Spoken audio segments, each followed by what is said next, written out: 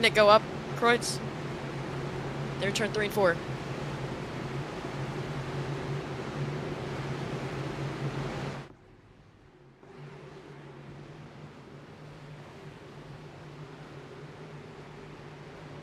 I got it.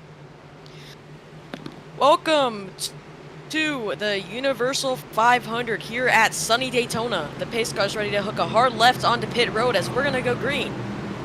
Got an interesting race here. 150 laps. Pace car hooks a hard left.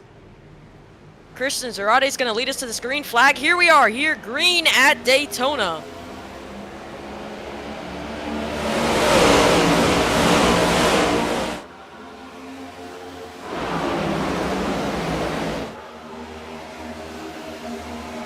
'15 machine of Christian Zarate, all alone, getting pushed by Zachary Trevino behind him. No one to worry about on the outside just yet as they're coming out of turn 2 for the first time this race. Zachary Trevino decides to back out on the backstretch. So does Xander McKinney. Those are two drivers backing out on lap 1 as we have a pass to the outside for the lead. That's the 8 car passing for the lead. Jason Bottoms now to the front on lap 1. And turn 3 and 4, Jason Bottoms and Finnegan Myers. Finnegan Myers giving the bumps all over the back end of that Chevy machine. Jason Bottoms is going to lead this first lap here at Daytona. See that 12 machine all over his rear end, trying to give him settle easy bumps. As we see too wide in the back. That's going to be too wide. Gregory Robinson on the outside, right behind him. Chad Tubala trying to make the outside work on lap 2. Still out in front, though, is Jason Bottoms with Myers right behind him. Outside line trying to get it working, just not quite working just yet. Inside line, still the superior line at the moment. Coming back to the line, you see Brown make the move to the outside. No help at the moment. That's Jackson Brown as we see a car jump high. That's Alex Harper. Brown now has the help as they're entering turn 1 and 2. And turn 1, they're too wide for 3rd and 4th. You see Brown on the outside, trying to get it to work. They're going to get the run on exit. Here comes Brown on the outside. Jackson Brown with Alex Harper trying to go for that lead as they're side by side for second now. Couldn't quite get there into turn 3, maybe out of turn 4. Still side by side for 4th place, top 5 position, under battle right now. See Max Ford tried to make the move, just couldn't. He had Brown on his outside. Max Brown kind of run on the right rear of Myers. Going into turn 1 again. We see a car on the outside wall. Toyota machine, that's Chad Tubala. Got into the outside wall. Fades back. It's now 3 cars on the top line. So we saw 1 car get swirly. The bottom line kind of pulling away at the moment. Oh, as we see the 10 car go around. Comes back down the track. We're going to have our first yellow on lap 4. A couple cars involved there. Not what you want to see early on in this race. Definitely for Jackson Brown. Heavy damage to that front of the front of the Ford machine. Heavy damage to multiple drivers. So we're going to take a look at that. See exactly what happened.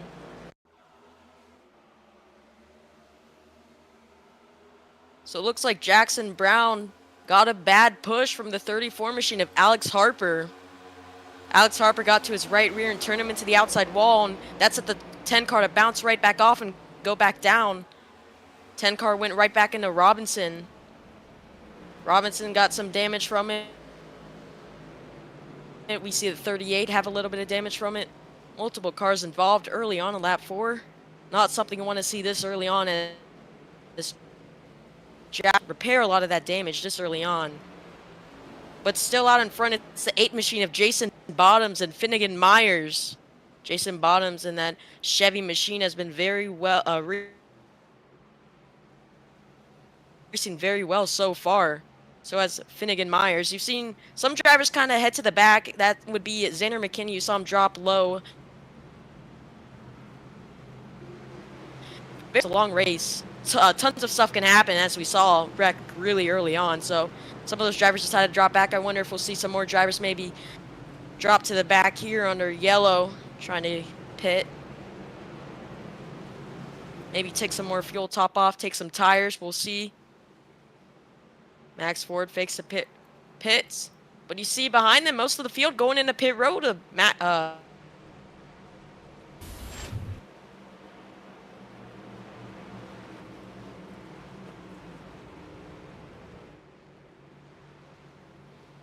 We see some cars involved there trying to fix their damage. 5 cars stay out. That will be Jason Bottoms, who wants to keep this lead so far. Finnegan Myers, Max Ford, Christian Zarate, and Logan Brink are the 5 cars that are going to stay out. Wilkerson beats the field off of pit road. We'll start 6th on this restart. No, we've seen Wilkerson. He's a really good super speedway driver. He's racing in the 43 Toyota Camry. He's really consistent on these long tracks. He controls both lanes very well, races clean, has a lot of good strategy. I think, you know, he has a good chance at possibly bringing it into victory lane this race. Very consistent. So I think he's definitely a top contender we can see towards the end of this race, as he'll be starting at 6th on this next restart. But once again, multiple drivers coming off of pit road.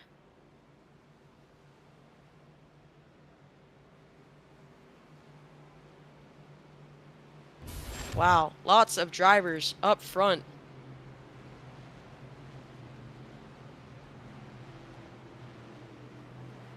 So, next time by, we're going to take the green flag.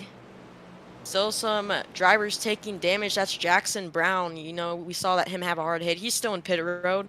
Xander McKinney's just coming off of pit road. Topped off on fuel a little bit. Same with Gregory Robinson, Zachary Trevino. Multiple drivers trying to catch back up to the lead pack, or I'm sorry, to the front of the pack before they go green.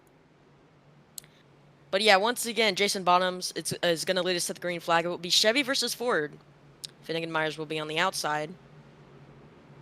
No, so this is our the start to the season 4 here at Daytona. 150 laps once again. We've had a lot of strategy here recently.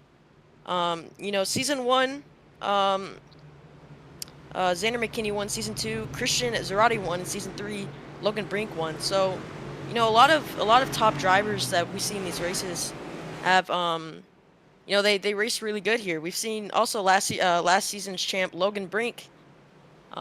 He's up in 5th right now, so he's up towards the front of the pack at the moment. He also has the most wins in the Universal iRacing Series history. So very a top contender in this league is Logan Brink.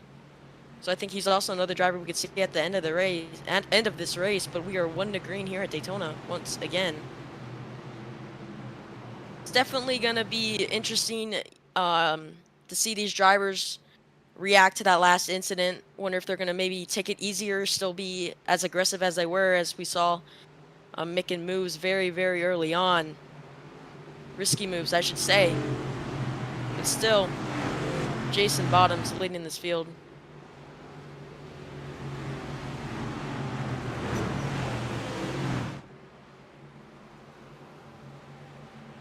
As they're coming into turn 3 and 4, getting ready to go green, the field is back stacked up.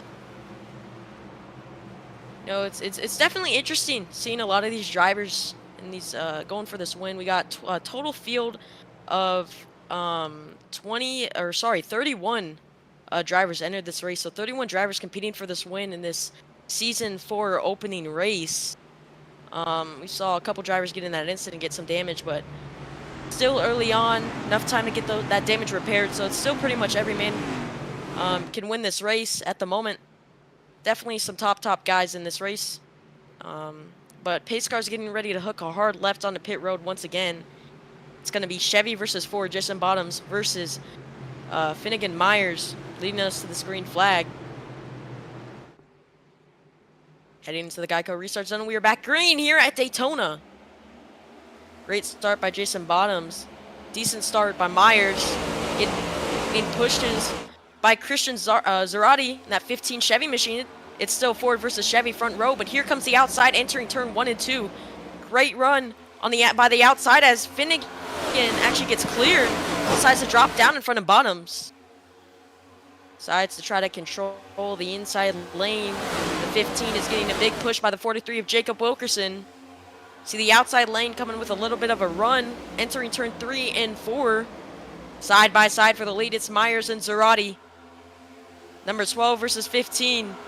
Jacob Wilkerson giving really good pushes to that 15 machine. Pushing him right up to the front, coming out of turn 4, they'll get a huge run. Jacob Wilkerson all over Zarate's rear bumper as they now jump back to the inside. Christian's going to lead that lap 8. Christian now trying to control both lanes with Wilkerson behind him. He should feel very confident with one of the best super speedway racers behind him. Wilkerson is a very classy, respectful racer. You know, if he's behind you on a super speedway plate track like this, you got to feel confident. As the outside lane, kind of dropping back just a little bit, as we see cars moving all over the place back there, trying to get back up to the field. That's Maxwell Funderburg leading the outside lane, not really going anywhere at the moment. Christian Zarate still leading this field, Wilkerson behind him. Everyone's trying to race a little bit more clean after they saw that early wreck. Everyone's not really making aggressive moves at the moment. We're just seeing a few guys jumping back and forth from the outside to the inside, nothing much. Not really any 3 wide action, just 2 wide. As we see the outside line trying to get back up to the front.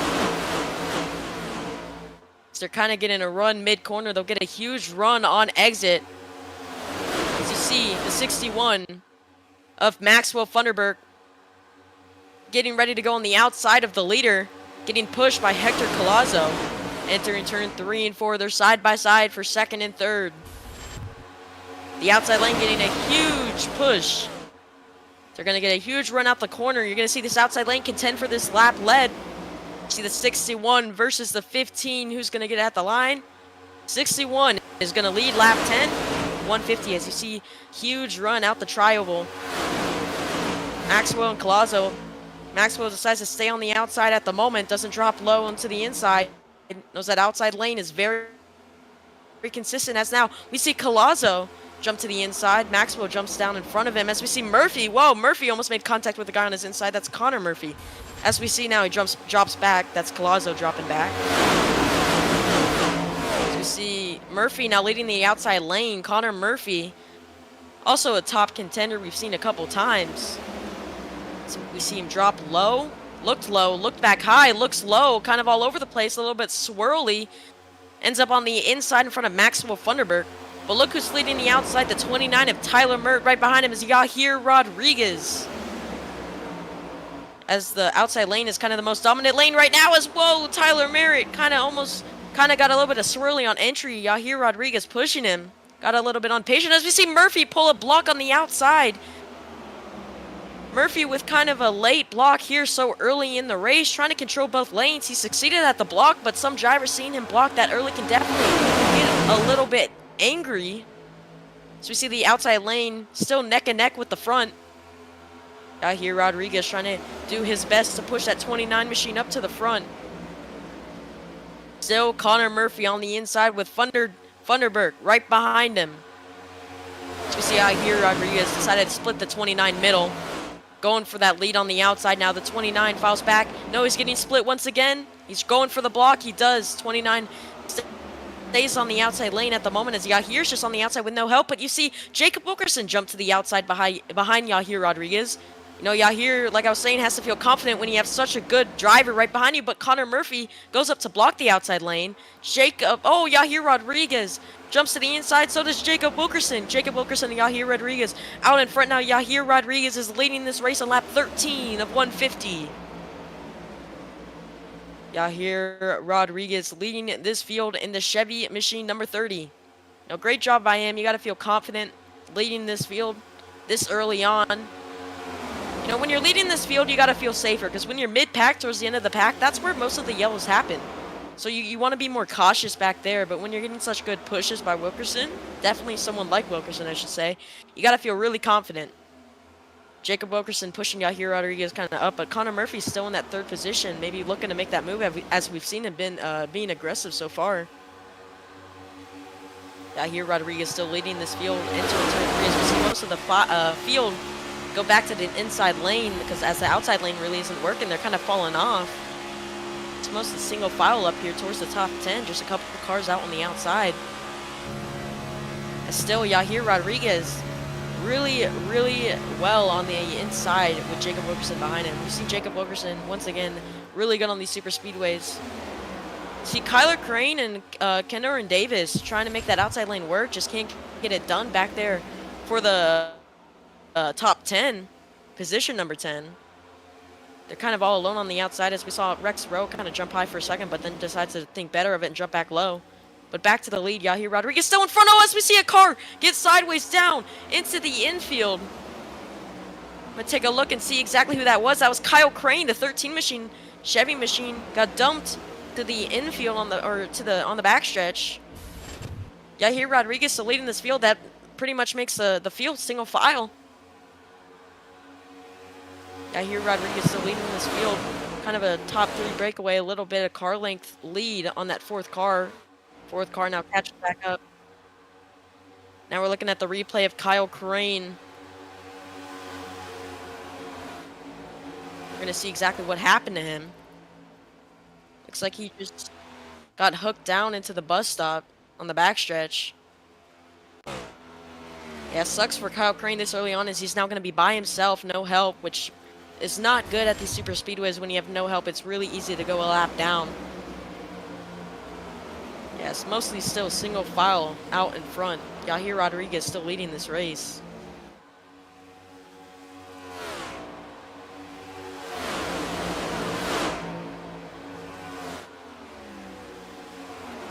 Yeah, Jacob Wilkerson giving big pushes to that Yahir Rodriguez machine. Still single file, no moves really happening at the moment. Only on lap 17 of 150. Now, we've seen 2 incidents happen, 2 separate incidents. You think drivers are going to try to say, oh, well, that's happened. I think we should calm down maybe a little bit. As we see now, they're passing a lap car. Lap car decides to go in the apron and come on by. That's Riley Ibanez. Not exactly sure what happened with him. Just going a lap down now. Still Yahir Rodriguez out in front.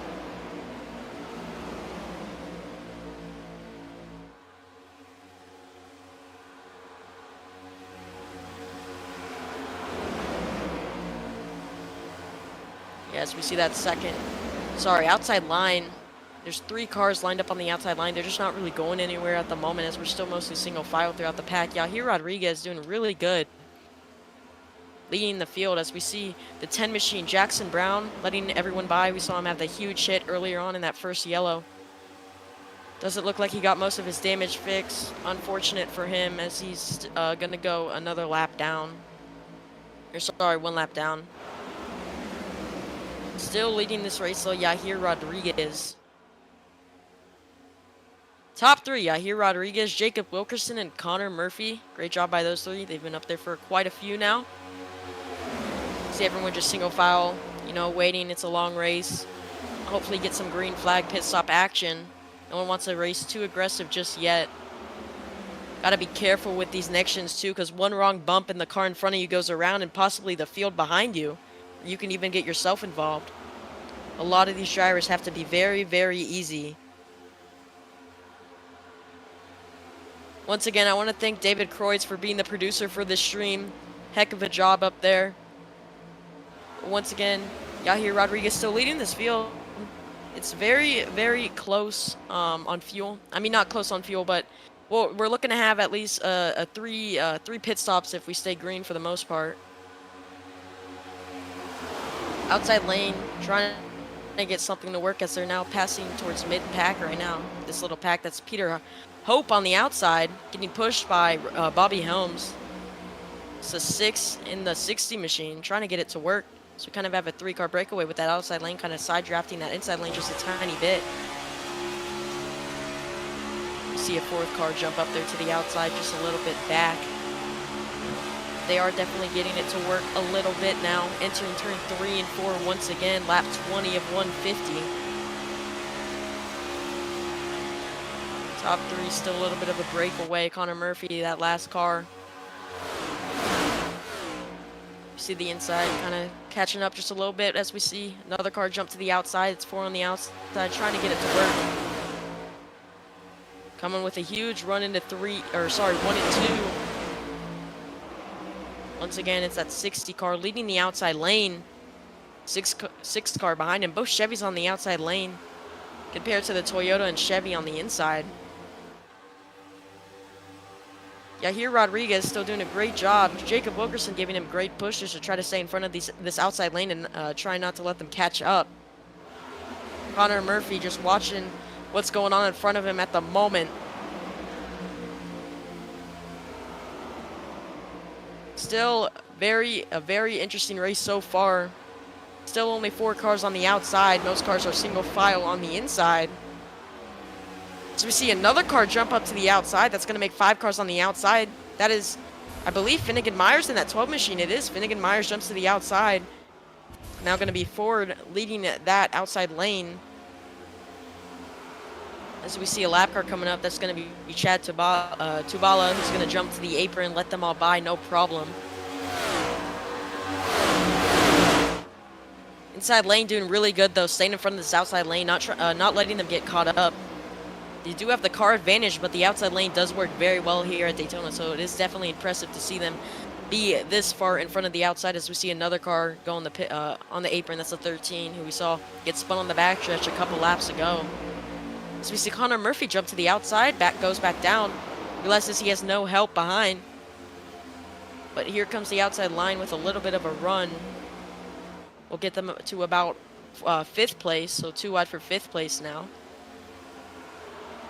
So the outside lane's kind of getting it to work a little bit as well. We see a couple cars make a little bit of contact in the back. A little bit swirly. That's going to be Tyler Merritt and Kennerin Davis.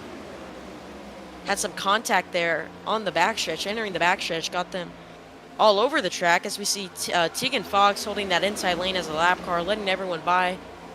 You see him jump down to the apron out of turn 4. That gives the outside lane a chance to catch up maybe a little bit. No, as we saw Christian Zarate jump back down. Outside lane still not going anywhere at the moment as you see them kind of jump back down. So we're falling back. So now single file in this top field. In the lead pack, single file on the backstretch. Still leading this field is Yahir Rodriguez, Jacob Wilkerson, and Connor Murphy. Top 3 right there. So we see about 11, 12 cars in this lead pack, 13. Second pack not too far back. Leading that second pack is Zachary Cartilage. You see another lap car jump to the inside. Long green flag run so far. About 18, 19 laps green. Very interesting at the moment. Still see single file up front. I think they noticed that second pack was catching when they were racing aggressive. So they decided to jump back single file to not let that second pack catch as they're about 2-3 seconds back. Another lap car lets them by on the outside, on the inside. That's Brennan Larson. Decided to stay on the outside. Just let the leaders go by, no problem.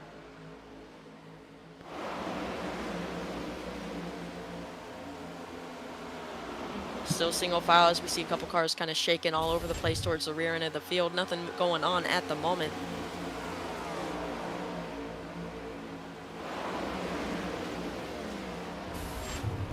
You know, this is the part where you're thinking most of these drivers are going to start saving because they want to go as long as they can on fuel.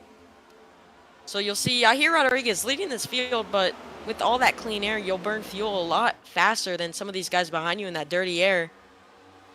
So it's definitely, he's burning the most fuel at the moment. So if this does go green to possibly green flag pit stops, he'll most likely be in control of the green flag pit stops. But if he pits and no one else goes with him, he is not in a good situation as everyone else has more fuel than him. So it's definitely interesting. Yahir Rodriguez staying in front, which is great. Has the most laps led at the moment, but definitely has to worry about everyone behind him with possibly more fuel in their tank. Entering turn 1 and 2, still mostly single file, still a, I believe, 11 car pack, 10 car pack. Not really any big movers at the moment as we see 2 cars jump to the outside, trying to get to work. It's going to be hard with just the 2 of them. Yeah, Yahir Rodriguez showing that he's the guy right now. Leading this field in front of Jacob Wilkerson, one of the top super speedway drivers on the iRacing service. It's definitely a really good thing to be in front of him. Great pusher. I've said it before. Definitely, if you're on the final lap and Jacob Wilkerson's behind him, you're in a great position. Or behind you, you're in a great position. So Yahir Rodriguez is definitely, kind of happy with Jacob Wilkerson behind him, giving him very subtle, easy pushes.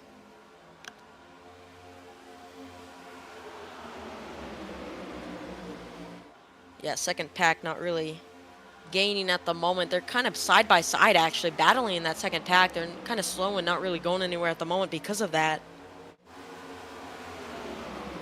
As we're going to take a look at the second pack right now. Zachary Cartledge still leading that pack, but we see a couple cars on the outside trying to get by. It's slowing them down just a tiny bit. Zachary Cartledge, though, leading that second pack with Zachary Trevino behind him. Xander McKinney behind Zachary. So it's going to be Ford, Chevy, Ford. Front three cars in that second pack. Trying to catch up. Most of the pack goes back single file. Notice that they may have been losing a little bit, as they're now 6 seconds behind the lead pack, so not something they really want. As we're going to cut back to the lead pack, we see 60 on the outside. He had a help from Bobby Helms, but Bobby Helms jumped back to the inside as, whoa, Peter Hope jumps back to the inside, but it was very close, not exactly clear. Kind of cut it in there as he's a little bit swirly in the corner in the middle of turn 3 and 4. But out of turn 4, we see the front pack single file. It's going to be hard for that second pack to catch up to the lead pack when they're single file, not battling, because when they're single file, they're almost pretty much going faster than them, definitely because they have more cars too. But yeah, still leading this race. Yahir Rodriguez doing a great job. Want to appreciate everyone that is watching right now for this HVTV broadcast.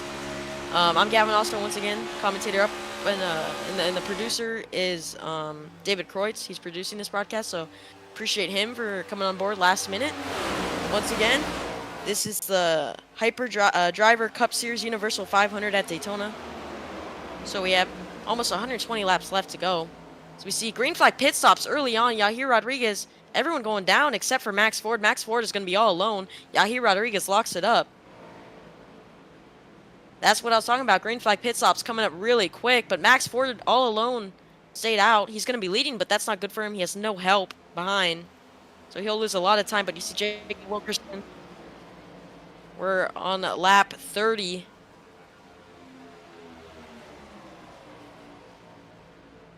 Yahir got sideways on pit road. I'm gonna take a look at that real quick.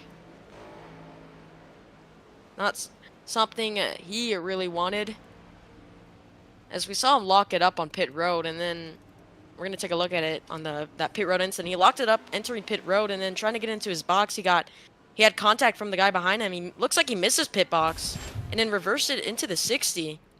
Peter nowhere to go. That's both Yahir Rodriguez and the 60 involved. Heavy damage to the 60 and Yahir. So they're going to lose the pack from that incident. So that is not something those two drivers wanted at all. But the race off pit road, a lot of drivers kind of spread out a little bit. We don't really see a big pack at the moment. As we saw, Jacob Wilkerson has disconnected. Same with Yahir Rodriguez. We saw Max Ford enter pit road all by himself, so he's coming out of pit road now. As you'll see the lead pack coming up behind him. The leader's coming up behind him. Tyler Merritt leaving pit road also. Max Ford's still leading, but he has a huge pack. Or not, I shouldn't say huge, but a small pack behind him now passing him. You see some lap cars and some lead lap cars up there. Raleigh Ibanez is going to lead that pack at the moment. Yeah, that incident on pit road affected some of these drivers, both on strategy and pace speed. So it's definitely interesting. But now leading this race is going to be Maxwell Funderburk, who we saw pit under that green flag run. He's going to be third in this lead pack lane with two lap cars in front of him. Jackson Brown is one of them. He has no front end bumper. We saw him involved in that first incident, got some heavy, heavy, heavy damage. As I think Thunderbird realizes that and jumps to his outside. Realizes that maybe he was slowing him down a little bit, but doesn't really have any help. Looks like he's just going to stay on the top and get left out to dry. No one's going with him. So that's going to put Rex Rowe to the lead right now with Christian Zarate behind him. So you finally see Aiden Cabarrubia jump to the outside. Rex Rowe's now going to lead this field on lap 33 of 150. So not halfway throughout the race yet, and a lot of action so far. Action-packed race. Green flag pit stops we just finished up. Multiple drivers going a lap down. Some drivers staying up on the lead pack, but it's only a 6-car pack at the moment for the lead. Or I should say 8 because of 2 lap cars. But 6 lead lap cars in this pack. Rex Rowe's going to be leading. See that second car align has no front bumper. Jackson Brown. No, it's going to take a moment for these leaders to maybe realize that and maybe jump to the outside. Maybe they're laying slower. Then that second pack that we see with Zachary Trevino leading that second pack. Or he has Logan Brink actually in front of him. Logan Brink leading the second pack, filled with Logan Brink, Zachary Trevino, Kenner Davis. You know, a lot of top contenders we've also seen as the pack kind of broke away really, really early on. Yeah, Rex Rowe's still leading this pack though. They're both packs are single file. You know, nothing's really going on at the moment. See, a lot of top drivers have been in incidents and not in incidents, so it's been very interesting so far.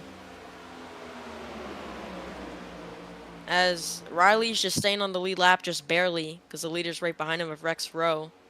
So he's trying to stay in front of the leaders here so he doesn't end up going a lap down as we see some cars go up in pit lane. That's Maxwell Funderburg who's in pit lane also, and Aiden Cabarrubia. I believe that's how you say his name is.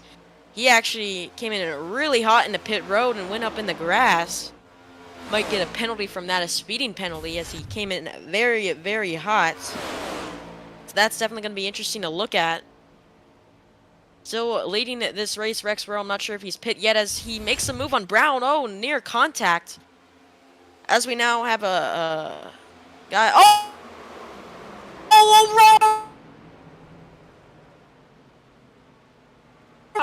Wow, that is interesting. That definitely just changed up how a bunch of these guys had their strategy played. Wow, and there's another car spinning out. Wow, that is unreal. Riley, oh wow, we're gonna take a look at that. Riley Ibanez jumped, ended up rolling down the track right in front of Xander McKinney. Xander McKinney heavy front end damage now because of that. As I don't know, maybe he didn't see the second pack coming up behind him, but he just gave Xander McKinney a whole lot of damage, which Xander McKinney, once again, he's won here at Daytona in this league before. He's a very good driver, and it sucks to see that happen to him, as that's going to change up both his race and a lot of others. Rex Rowe decided to tow. That's going to give Connor Murphy the lead at the moment. Max Ford is second. So we see Christian Girardi was given an EOL penalty for that incident after getting Xander McKinney involved in that in that wreck. So he's going to get an end-of-line penalty. He'll have to start at the end of the line. His race might be over, though, already because of that damage. It's going to be interesting. Won't shock me if we see a couple more drivers go into pit road to just top off a little bit. Connor Murphy decides to stay out.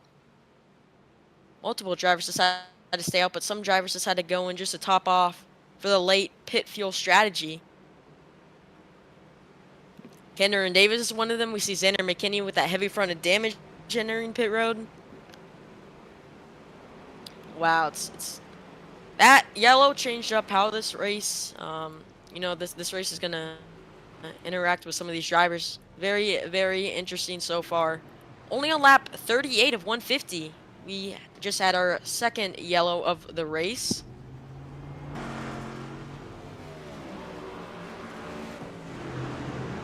Wow, wow, wow. But still, Connor Murphy leading this field. Logan Brink second, Max Ford is third. So that's going to be the top three. It will be Chevy versus Chevy on the restart. Chevy ran off the top three, actually.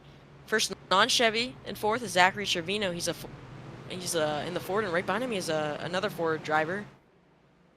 Or sorry, I'm sorry, not Zachary Trevino in the Chevy. It is Finnegan Myers in the Ford. My bad. Right behind him is Zachary Cartilage. Um, he's been really good lately in the super speedway racing. Currently in sixth, or fifth. Very, very interesting. Next time, by pace car lights are going to go off, and we're going to go 1 to green with 112 laps to go next time by. Very interesting so far. Thanks for everyone watching the stream. At the moment, 22 viewers. We appreciate all of you. Make sure you like the stream and give High Velocity TV a subscribe so you can see more of our broadcast later in the future. We appreciate every single one of you.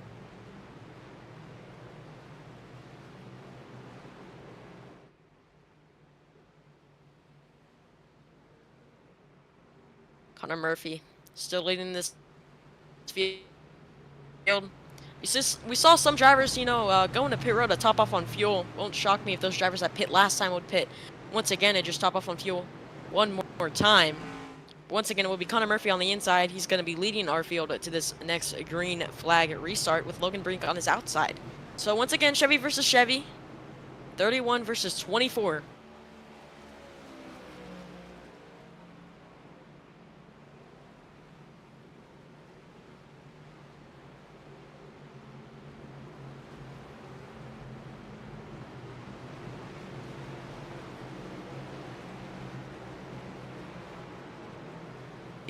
Multiple drivers, once again, were involved in that wreck. Strategy-wise, definitely changed up with that incident. Still early on in this race, very, very early on, not even halfway. Lap 39 at the moment. Multiple drivers' races have been ended, but still a lot of fast, noticeable drivers in this field. Connor Murphy, one of them, leading this field at the moment. We saw him being very aggressive early on, pulling very aggressive moves. Oh, as we actually see the 41 go around under pacing. I'm not exactly sure what happened, but that is very, very interesting and weird. I'm going to see exactly what happened. That's David Farnan. I don't know. Looks like, I don't know what he was doing. If he's maybe trying to pass.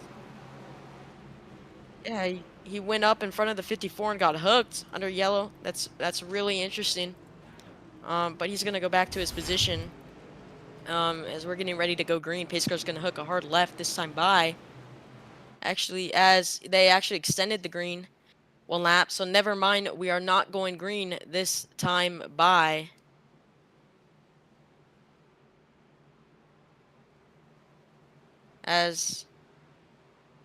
No, pace car lights are off, so we are going green. That is my mistake, everybody watching. But once again, Connor Murphy's going to lead us to this green flag. Logan Brink is on his outside. So Chevy versus Chevy, we're back green here at Daytona. Connor Murphy leading us once again. See Zachary Trevino behind Connor Murphy, trying to help him as much as he can. We see that is Hector Collazo jump to the inside behind Zachary Trevino, gives him a big bump. Still, Logan Brink leading this outside lane with Finnegan Myers behind him. Still Chevy versus Chevy. We're going to see the outside lane get a huge run on exit. Logan Brink leading currently on the backstretch just by a nose. Finnegan Myers giving him big pushes, but here comes the inside lane. Zachary Trevino giving Connor Murphy big pushes on the backstretch. Still neck by neck in turn 3 and 4. Logan Brink versus Connor Murphy. Logan Brink gets a run off exit with Finnegan Myers. Logan Brink looking to lead lap 40. He does, he succeeds. Logan Brink leads this lap as he still is leading this field with Finnegan Myers behind him. Connor Murphy still on the outside as he's coming with a big run into turn 1 and 2. Side by side for the lead. Connor Murphy, Zachary Trevino, Logan Brink, Finnegan Myers as we see the outside get a huge run once again out the corner of that outside lane. Very good on exit. Gets the huge run compared to that inside lane. The inside lane may be faster in the corners, but once they hit the straightaway, they're definitely at a huge disadvantage as you see the front two now clear of the inside lane. almost the top 3. So we see top 3 now jumps down to the inside lane. Logan Brink still controlling both these lanes, controlling the race at the moment. That 24 Chevy machine. Finnegan Myers right behind him.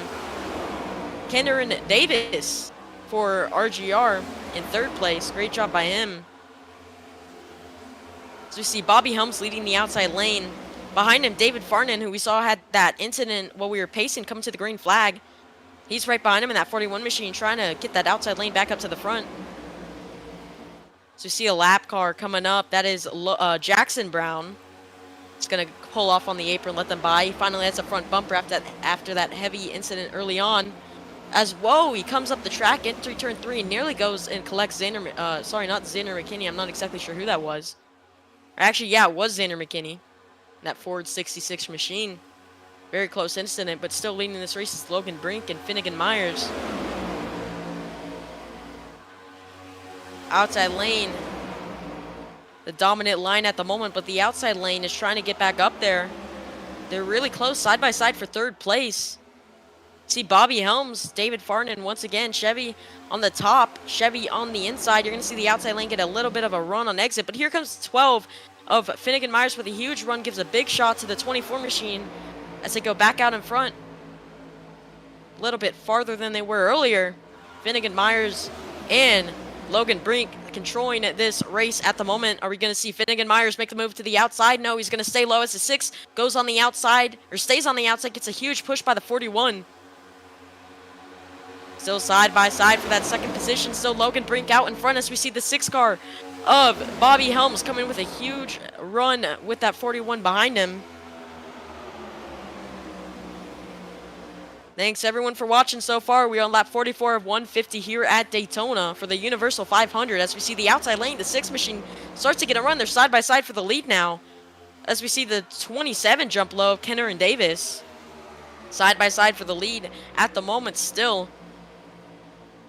Inside lane gets a huge run entering the corner in turn 3 and 4. That outside lane, though, very consistent on the exit. Just as I say that, you know, they're coming up for the lead. Coming to the start finish, side by side for the lead. Logan Brink still gets that lap led. Bobby Helms close 2nd. As now, the 6 car has the nose out in front, entering turn 1 and 2. Running right up on that wall as high as they can be. As we see only 3 cars on the inside line now, as everyone's jumping to the outside. Connor Murphy, one of them. Outside lane, the dominant lane at the moment, as we see the 6 car and the 41 now clear the inside lane. As we see the 41 jump down to the inside, that's David Farnan, jumps to the inside in front of Logan Brink, but you still see the outside. Staying on the outside is Bobby Helms. Now behind him, the 32 machine of Rodney Uber-Packer. So we still see the outside lane, the dominant line, as Bobby Helms is going to lead his first lap of the race in that 6 Chevy machine. Outside line, single file for the outside line rounds off the top 5 at the moment. Connor Murphy, the last one. Inside lane falling off big time as we see 1 car kind of jump to the inside. No one goes with him. Connor Murphy splits him, so he's going to fall to the back. That is Tyler Merritt. That 29 machine, he gets split 3, so he's going to fall way to the back of the pack. Still leading this race, so Bobby Helms doing a great job controlling that outside lane. 32, Rodney right behind him. Right behind Rodney, though. Look at that, the 13 machine of Kyle Crane. We saw him get involved in that incident earlier on. He is a lap down, but he's fighting to get back on the lead lap, currently in the lucky dog position. Luckily, he has no damage on that car, just a lap down, but he has a lot of laps left to worry about that. Definitely can get back on the lead lap and contend for this win. He's a very fast driver out on the track at the moment. In that 3rd position, though, at the moment is Connor Murphy right behind him, that 31 machine. Outside line, still the dominant line. It's a single file mostly for the front 5 cars, but here comes the inside lane now, side by side for 5th. Can't really get up to the front just yet, as the guy leading the inside lane, David Farnan, has a little bit of front right damage at the moment. Might slow him down just a little bit as the yellow flag is out. Yellow flag is out. A lot of drivers involved. Jackson Brown, one of them, he is torn up. Huge wreck in the back of the field. We're going to take a look at that and see exactly what happened. They're still wrecking. As we're going to take a look at it, we're going to see, I think it started between the 95 and the 61 in turn 3 and 4. So we're going to take a look at it. 95 getting pushed by the 61. 61, the 95 goes up. 61 hooks the 95 and, oh, huge hit into the outside. 95 ends up going up and over in the second pack. Just piles into it. Heavy hit for a lot of these drivers. Jackson Brown, who ended up fixing a lot of his damage, ended up in that incident too. Chad Tubala, 54 machine involved. Oh, as we see, yeah, Jackson Brown, like we saw earlier, wasn't happy with it. But heavy wreck for a lot of these drivers, including the 95 that went up and over. Not something a lot of these drivers wanted to happen, even this early on in the race, even though we're 48 laps in, not even halfway yet. These drivers got to realize that they got to start racing more carefully, as a lot of the top contenders were involved in that once again. Bobby Helms still leading this field. That's going to give the chance our Lucky Dog, though, to get the lead lap. That will be the 13 machine is going to get his lead, get back on the lead lap. Kyle Crane is going to be a Lucky Dog. He will get back on the lead lap here at Daytona.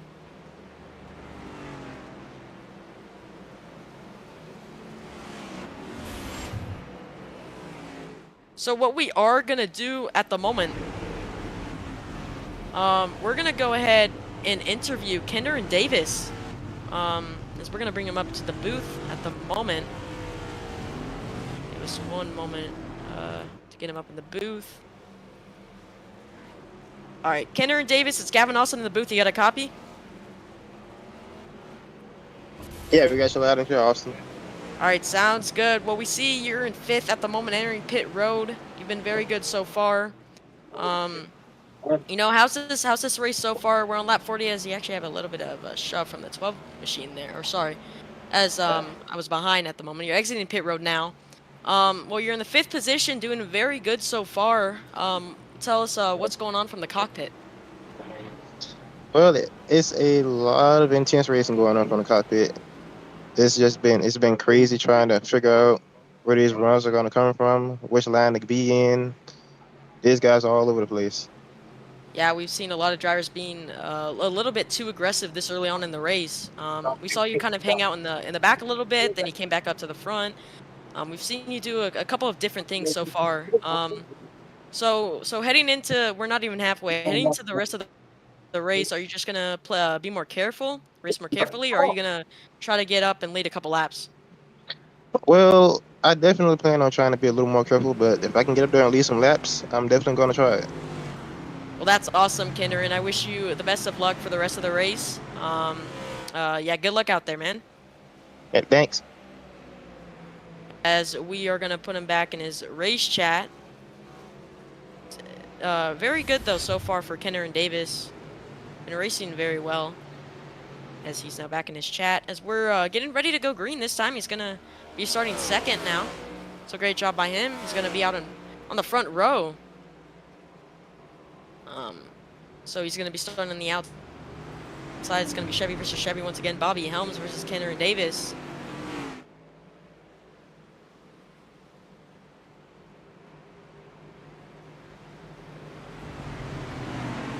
As pace car lights are off, we're getting ready to go green.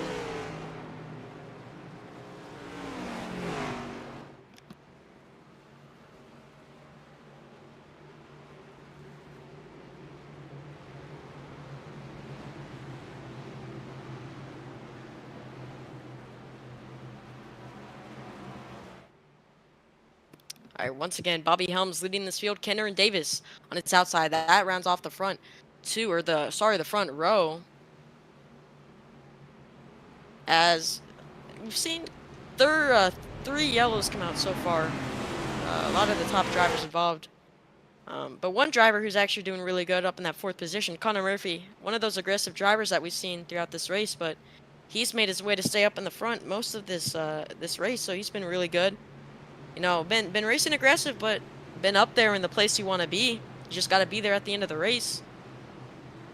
Still a lot of drivers in this race. 22 on the lead lap. Multiple drivers a lap down still. But one of the drivers that got back on the lead lap is Kyle Crane.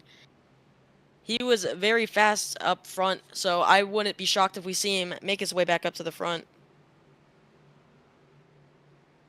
and fight for this lead. But once again, pace car's going to hook a hard left this time by. So we're getting ready to go back green. Once again, Bobby Helms, Cameron Davis will lead us to this green flag as the pace car's getting ready to hook a hard left on the pit road.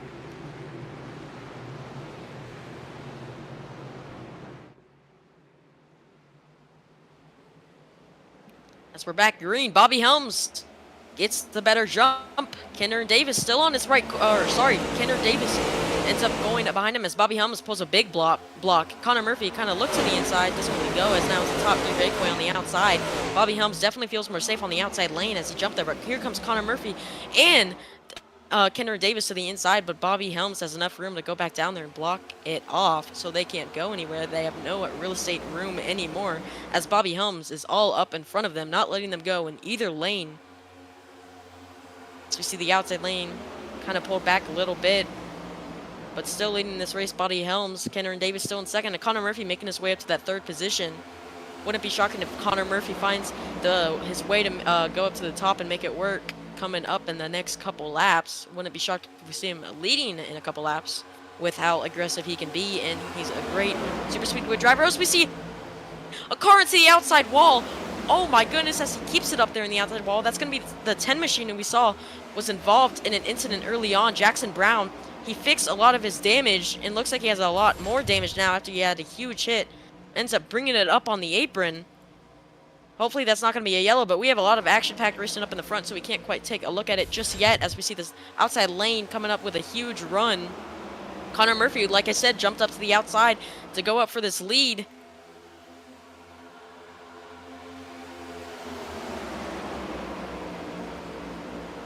Bobby Helms still out in front as we see one car go on to the pit road. That is Hector Colazo. Looks like he was given a black flag penalty. I'm not exactly what that was for. Maybe it was for that incident with the 10 machine, but we're still green. As we see Bobby Helms ends up jumping to the outside. So does Cameron Davis. Locks that outside lane, not letting Connor Murphy go anywhere. As look who's on the inside, David Farnan, who looks to have most of his front end damage repaired.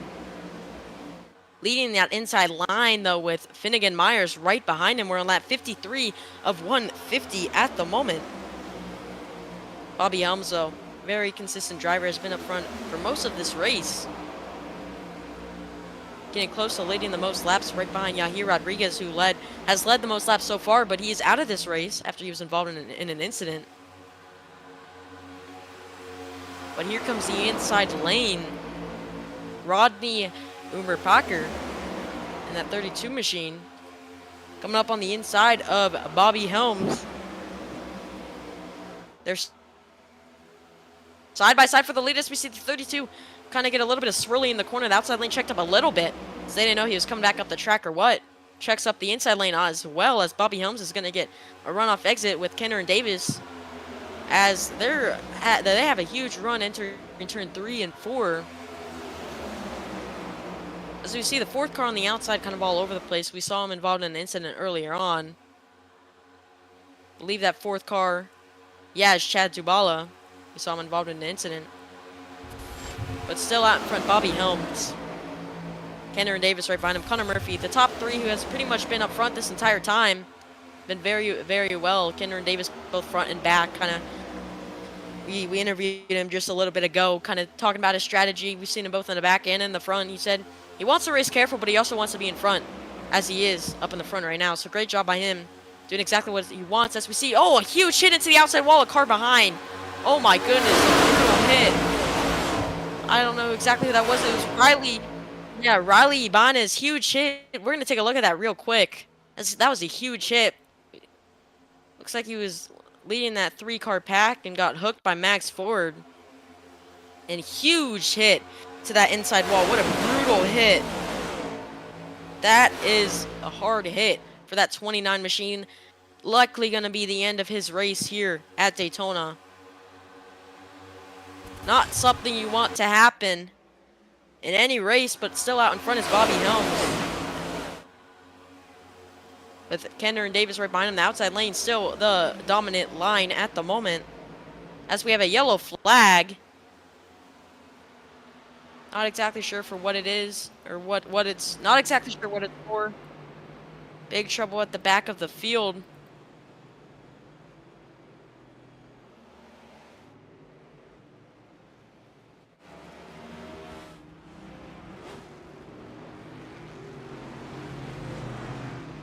Wow, yeah. Christian Zarate involved. A lot of drivers involved. Big wreck on the backstretch. Yeah, that, not something those leaders really wanted. So it was a huge hit. Looks like it started with the 88 and the 44. Yeah, not something a lot of those top drivers wanted. So we'll take a look at it again. See exactly how it started. So Kian, yep, 54 hooks up into the 81. That makes him come down into the 88. Or no, that makes him go back up to the in the field, and you know, it just kind of caused everything, and came back up the track and included the 88 in it. So not something a lot of those drivers wanted, as it was a huge crash this early on. Yeah, not something these drivers wanted. As what I am going to do is I want to welcome Christian Delgado to the booth. He's also a producer for HVTV, but he's going to be commentating today. Once again, David Kreutz is our producer for today's race. But Christian Delgado, welcome to the booth for the Universe 500. Yeah, glad to be here, Gavin. Got to see the first 50-odd laps here, and definitely some exciting racing. Definitely some carnage also being done here at Daytona here. But I mean, lots to go here. As I heard you say early, a lot of green flag racing to go. Still not even halfway. So. Yeah, it's been very interesting so far. Action-packed racing. We've seen carnage and some green flag pit stops. So it's definitely been interesting strategy-wise. But yeah, once again, I'm glad for you to be up here in the booth, Christian. So I'm gonna hand it off to you for a second. Yeah, it looks like we have Kendorian Davis right here. Gonna lead your drivers out of the pit road here. Connor Murphy, Bobby Helms, and Gregory Robinson gonna be your fast four out of the pit road here. But lap 58 of 150 here. I mean, it looks like 93, 92 to go here. So I mean, as we've talked about before, lots of time for green flag racing to go on. There's still lots of time for a lot of cars to get damaged here. I heard we have one fast repair for this series. So luckily, a lot of the carnage that happen, you know, a lot of these drivers probably have to use that fast repair up, but at least they're still in the race. But looks like still quite a bit of drivers out here. Looks like 28 still in the sim, and it looks like about 26 still racing. But looking back at your race leader, Kendorian Davis, you know, someone you have to really look for up here. I mean, Kendorian, one of the drivers that really do tend to be up front here. And looking back at the broadcast, looks like he has been up towards the front here for some of this race here. But you also have to look at some of these, you know, quick qualifiers, the Gregory Robinson, Zachary Trevino, right? Up here in the top four, top five here. Only losing a couple spots here. Look at Finnegan Myers back there in sixth.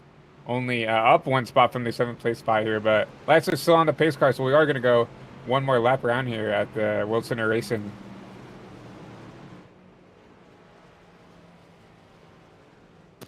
All right.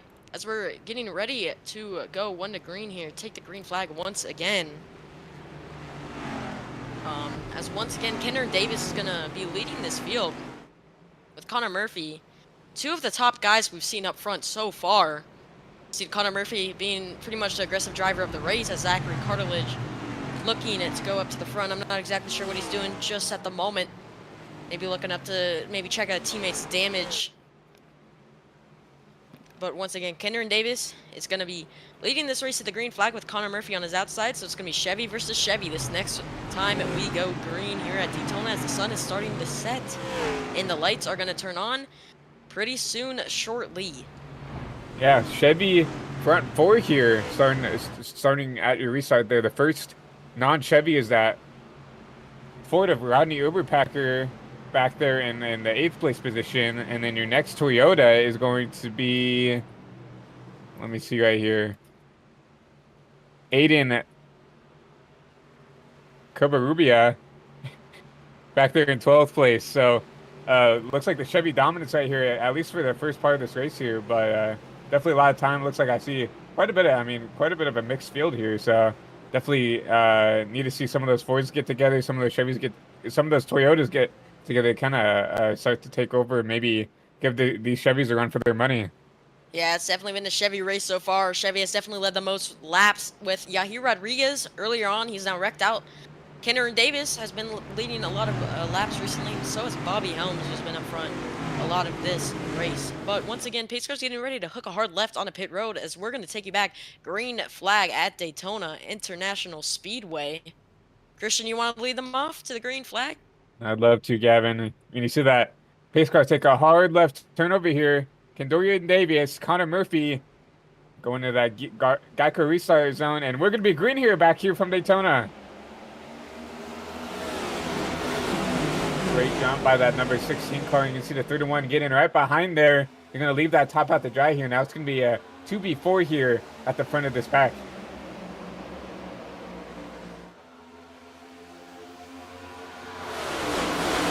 That number 3 car get left out to dry. Now Gregory Robinson just trying to look for some help there on the top there as everybody's trying to shuffle down to the bottom there. But we'll get some help there on the top here. But as we see that, just more and more drivers trying to make their way down to that bottom. Yeah, Kenner and Davis was given big pushes by that Connor Murphy 31 machine. It kind of got him all swirly. Kind of went all over the place as we see Connor Murphy pulls a big block on the outside with Bobby Helms, and here comes Kenner and Davis, another big block trying to control this field as we see Connor Murphy jumps back to the inside trying to lead this lap as he's going to have help from Finnegan Myers behind him, but it's going to be side by side for the lead, getting ready to enter turn 1 and 2. Yeah. Connor Murphy did lead that lap, but you see that 12 car, that Ford of Finnegan right there. He's going to help the inside there, but you're going to see the top pushing really well up here. I'm not sure if they're going to get a run here. Yeah, side by side here, going down the back straightaway. Yeah, Connor Murphy kind of has the nose out up front right now, but Kenner and Davis is getting big bumps by that Bobby Helms machine, but the inside lane dominant at the moment, but the outside lane trying to fight right back to get up to the side of that Connor Murphy machine. Hey, you see that 16 just trying to side draft just a little bit on that top, trying to pull that inside back, trying to do everything he can right now. Looks like the inside's more put together, so that outside is going to do everything they can to, pull that bottom back. But right now the 12 I think might get clear here, maybe going into turn 1 if they get a good run here. Yeah, Connor Murphy still leading this field. Finnegan Myers right behind him, like you said. Maybe he'll jump to the outside if he gets clear. We'll have to see when he comes out of turn 2. Finnegan Myers, though, at the moment, staying behind Connor Murphy. Yeah, I feel like you're going to see some of these drivers just start to kind of line up on the bottom here. And it was still a lot of laps to go, 90 to go here. I mean, I feel like there's not really need to race very hard here. I feel like, if you're going to run the top, you got to run the top, but I wouldn't really be trying to push hard, trying to put yourself in the spot to get wrecked here this early in the race. Yeah, I agree with you, Christian. But look who's up front, who we haven't really seen all race. Zachariah Cartilage in that 3rd position on the inside. That's our Ford mover right now, including Finnegan Myers in front of him, but someone who we haven't seen really up front at all. He's doing really good in that 3rd position, as we saw Aiden behind him had a little bit of a blink entering turn 1 and 2. But still, once again, leading this field is that Chevy machine of Connor Murphy, doing a great job. Now, we talked about under caution, we'd like to see some Fords, maybe even some of the Toyotas start to link up and get up towards the front here, and that's exactly what happened. That 12, that 82 working really well together. And as we noticed before, Aiden, even though he looked funky, is a Toyota, really, the kind of the lone Toyota up here in this group, but doing a really good job right there holding that P4 spot. Connor Murphy kind of shifted up on the exit of turn 4 just a little bit. Finnegan Myers kind of had to check up a little bit, but there's Zachariah Cartilage jumping to the outside lane with Kender and Davis behind him. Gets a big shove by that Kender and Davis guy. He's leading the outside lane now, trying to fight for that lead. Great job by Zachariah Cartilage, using all of the track he can to try to get up back to the front of the front leading this field. You're going to see a 16 give a huge shot to that 82, but once again, outside just not put together as much. Did you see a kind of an awkward shove by that 16? That's going to stack up that top a little bit. Yeah, big shove from that 18 machine. But once again, Connor Murphy, which is very weird. You know, he's out front, but what I think is very weird is how much he's kind of drifting up the track at a turn 4. It's kind of causing the inside lane to check up just a little bit. That Finnegan Myers machine. It's not like Finnegan Myers is bumping him on exit. He's just washing up the track big time. So that's something we got to look for. You know, if you're behind him and he's leading that second car in file, if he, you know, if you have a big run behind him and he goes up the track, that causes you to, you know, get up on his left rear and possibly turn him around. As we saw him kind of go up a little bit once again and on the exit 1 and 2. Yeah, now you're going to see the top 4 on that bottom and get clear or almost clear of that outside now, and you're going to start to see some desperate moves from that outside happen.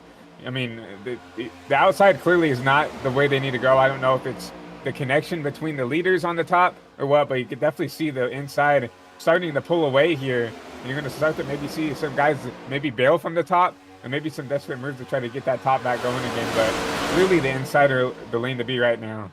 Zachary Cartledge almost went around with, Kender and Davis behind him, so that was a very close, almost a near incident right there. But top 3 is Chevy, Ford, Toyota, so all 3 manufacturers, top 3 right now.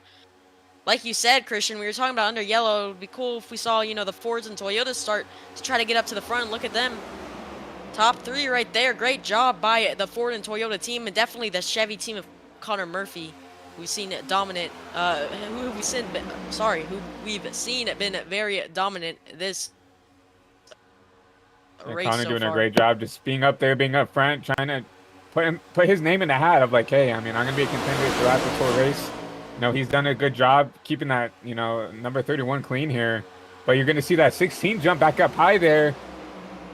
And he's going to try to lead that south side now. It looks like they almost tried that switch. Now we have the 82 pushing the 16 versus the 16 pushing the 82. And you're going to see a huge side draft from the 16 trying to make this outside work one more time. Yeah, maybe we'll see this outside lane work a little bit better with a new car leading. Definitely a Chevy leading, who we've seen been very good up front. Definitely that Kinder and Davis machine.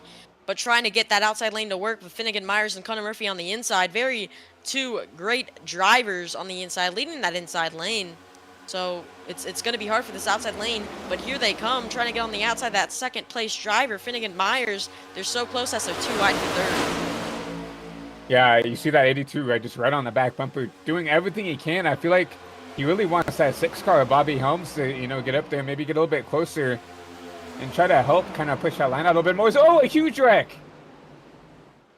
Wow, what a huge hit for that 27 machine and a bunch of other drivers. That's going to change up the entire race.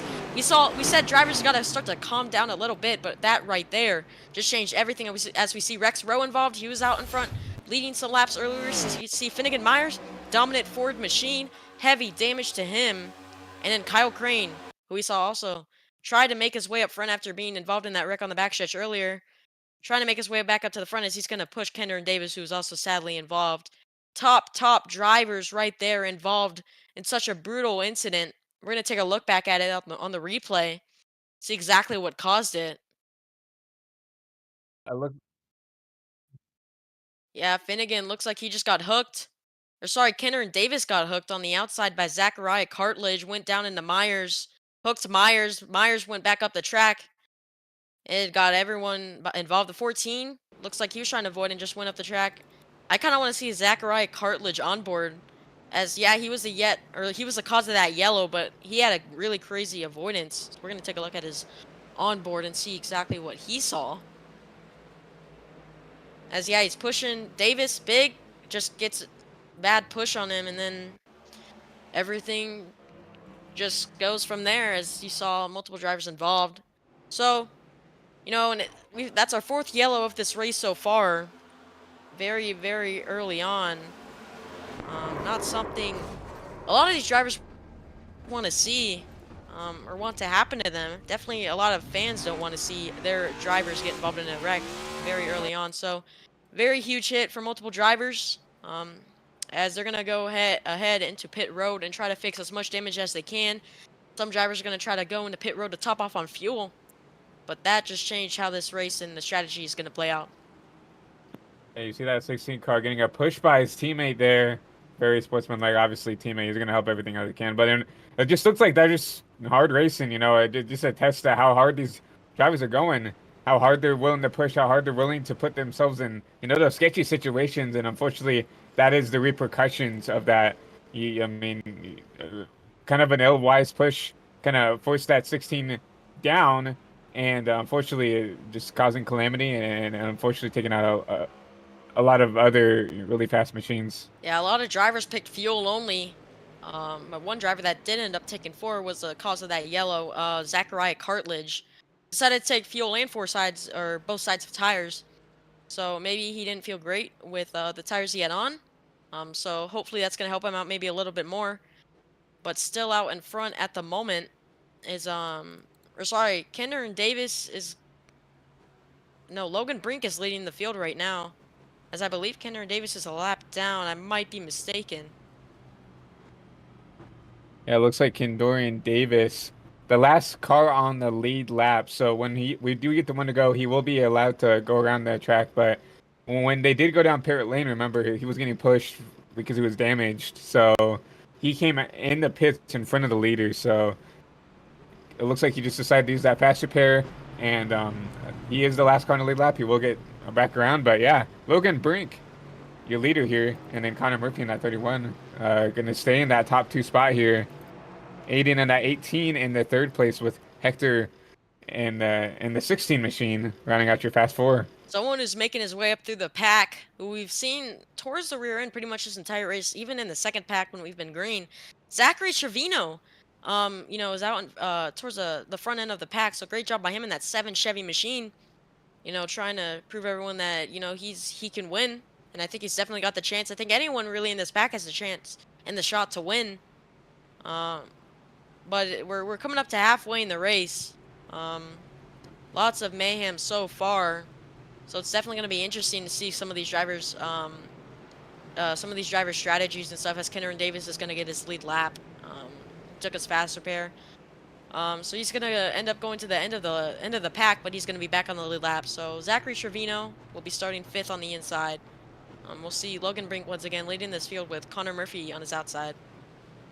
Yeah, Connor Murphy. I mean, I can't attest. I mean, since at least I've been in the booth, been up in the top 2, but as you talked about, Gavin, Zach Trevino, right? He qualified very well, and it looks like just decided to drop towards the back, try to keep it safe here, but slowly making his way up through the field. So we know he has the pace, we know he has the ability to be up here towards the front, and now you're starting to see him put his nose in there, trying to get this track position back that we know he can take advantage of. But yeah, Trevor doing a really good job right now in the P5 spot. You have to look at an Uber pack right here in the 6th place spot too, doing a really good job. Up 20 spots from where he started, so doing a really great job with the car he has right now. Yeah, great job indeed. As pace car once again took a hard left. I've said this countless times this race. We've had quite a few yellows only halfway throughout the race, just about halfway throughout the race. So it won't shock me if we see a couple more few yellows then and there. 19 cars on the lead lap at the moment. Once again, I told you guys about Kendra Davis getting his lead lap, so he will be at the back end of the field. Last car a lap down is Kyle Crane in that 13 machine who we saw involved in that last yellow as well. But once again, Chevy versus Chevy, the front row. Logan Brink versus Connor W. Murphy.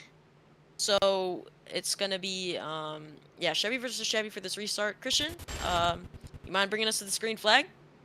And you see that pace car take the hard left turn once again. Geico restart zone, and that 24 gonna lead you back to green here. Really good shot by the 16 there, going to the line there. You see the 31 with a run here, getting it once again, attesting to that 16 with a good run here, and the 31, Connor Murphy gonna clear down low. Yeah, Connor Murphy now to the lead, now leading this field on the inside, so great job by him. Right behind him, he jumps to the inside, actually. I was going to say right behind him, helping him out was Logan Brink, but he jumps to the outside. Now passing Connor Murphy, going for that lead once again. Logan Brink on the outside, getting pushed by Hector Colazo. Now it's going to be Chevy out in front once again. Stays on the outside, getting great pushes by Hector. Yeah, Hector doing a fantastic job, doing what he needs to do as a pusher. You can see everybody drop down back to the inside here. That's going to leave that 66 Zander McKinney out to dry there on the top. Yeah, Xander McKinney really the only Ford we see out there at the moment, as it's pretty much all Chevys, and I see probably a couple Toyotas out there, but it's definitely interesting. Xander really the only Ford out in this lead pack besides Kenner and Davis, who's at the tail end. And only Toyota towards the front here we see is that 18, who has continued to be in the top 5 conversation for these last couple laps here. But besides that, still a really Chevy powerhouse here with 73 complete. Yes, we see that third car in lane on entry kind of washed up the track just a little bit. That is Rodney. I was talking about him earlier. We've seen him up front, kind of washed up the track a little bit. Looked like he was going to make the move high with Connor Murphy behind him, but decided to think better of it and kind of went back down to the inside lane. It looks like everybody's starting to single file out. I think everybody's starting to figure out, we're coming to halfway here in the race. So maybe it's time to, calm down, just run the laps out. Because, running 3 wide, 3 wide isn't going to really help you get to the finish any faster. I think it's time, maybe calm down, mellow out, figure out, and kind of size up who you can work with, who you can't work with, who you can trust and who you can't, because that's going to be something very beneficial towards the end here. Yes, this track is starting to cool down. The sun is starting to set, and the track lights are getting ready to come on. We're going to have a nighttime finish here at Daytona. Classic nighttime finish. We've seen multiple times a great finish here at Daytona. Wouldn't shock me if we see another great finish once again because, it's Daytona. It's always a great ending.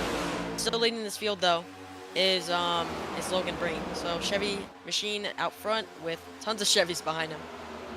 Yeah. Since that 24 went out front, he's really shown that he wants to keep the lead here.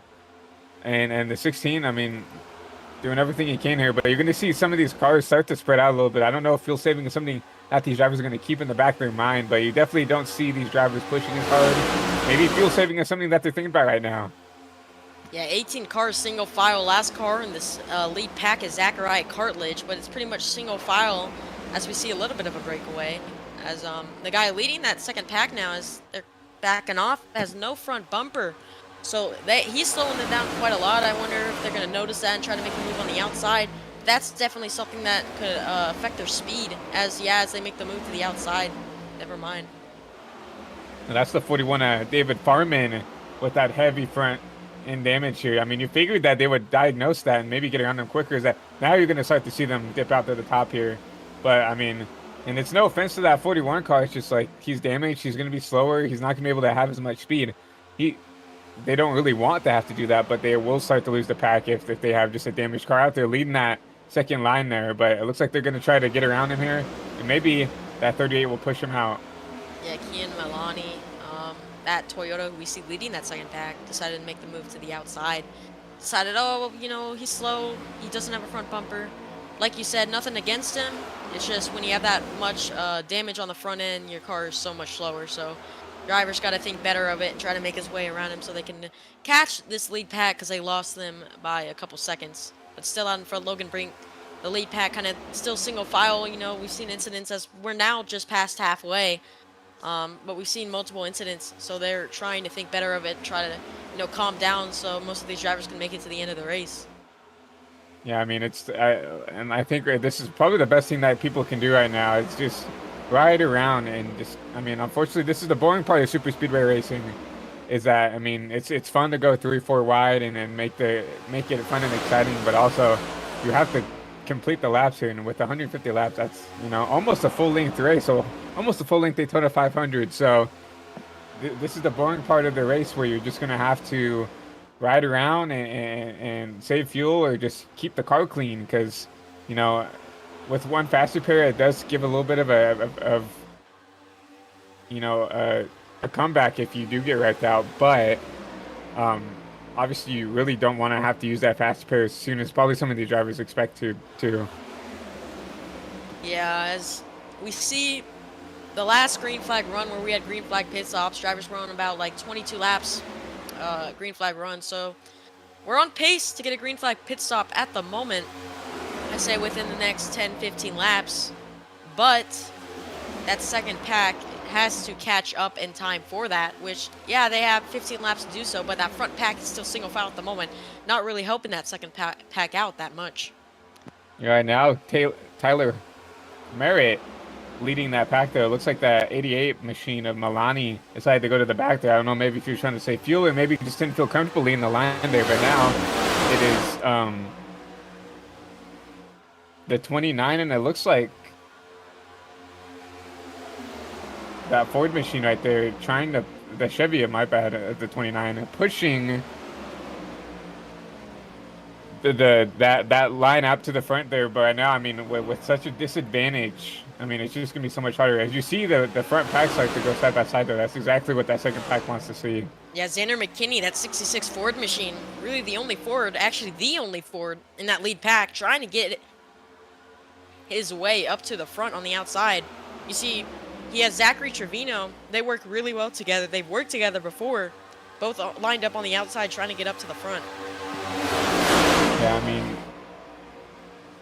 well, as we talked about, you know, the boring part of this, but also, you know, some drivers are going to get antsy. They're going to want to try to get some track position, maybe try to set themselves up to, you know, be a couple spots up for these green flag pit stops. So you're going to see the outside, you know, start to spur up there, maybe make a couple spots so they can have a couple of, you know, extra spots for green flag pit stops when that does come to happen. But right now it's a 4v9,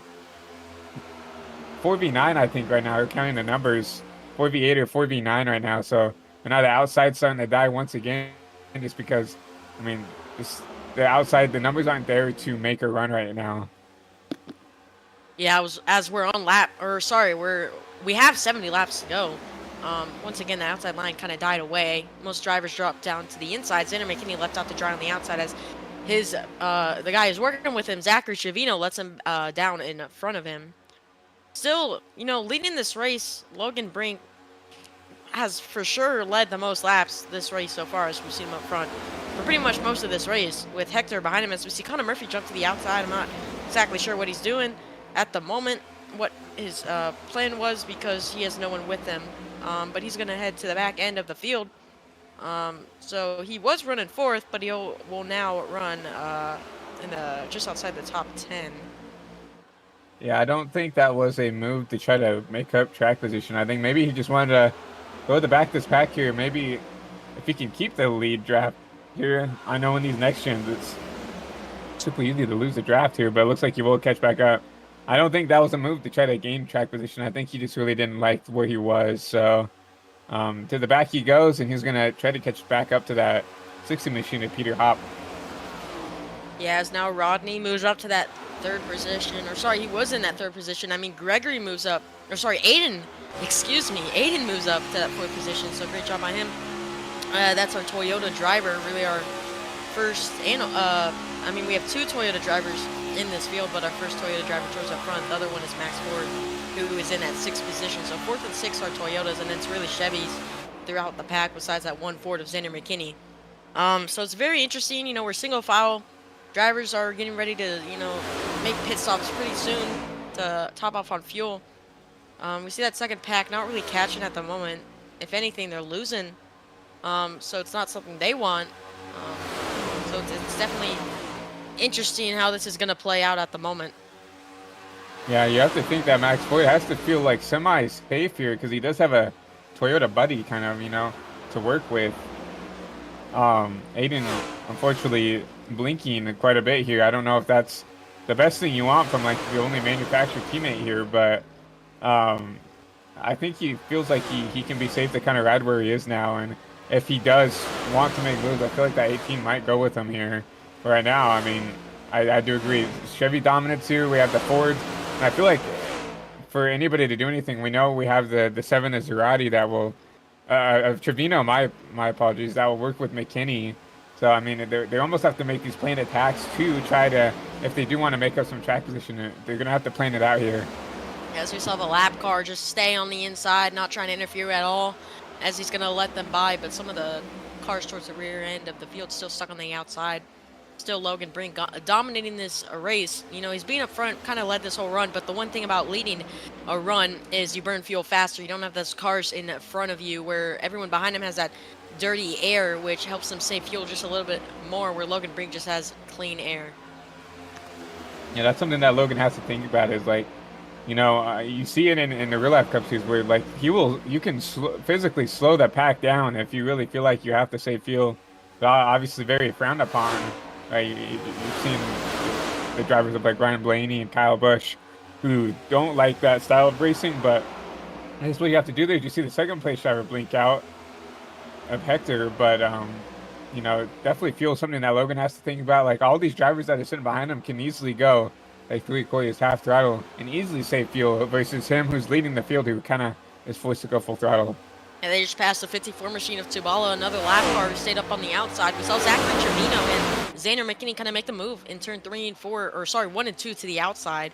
But then once they saw that lap car coming up, they decided to jump back low as they're passing once again another lap car.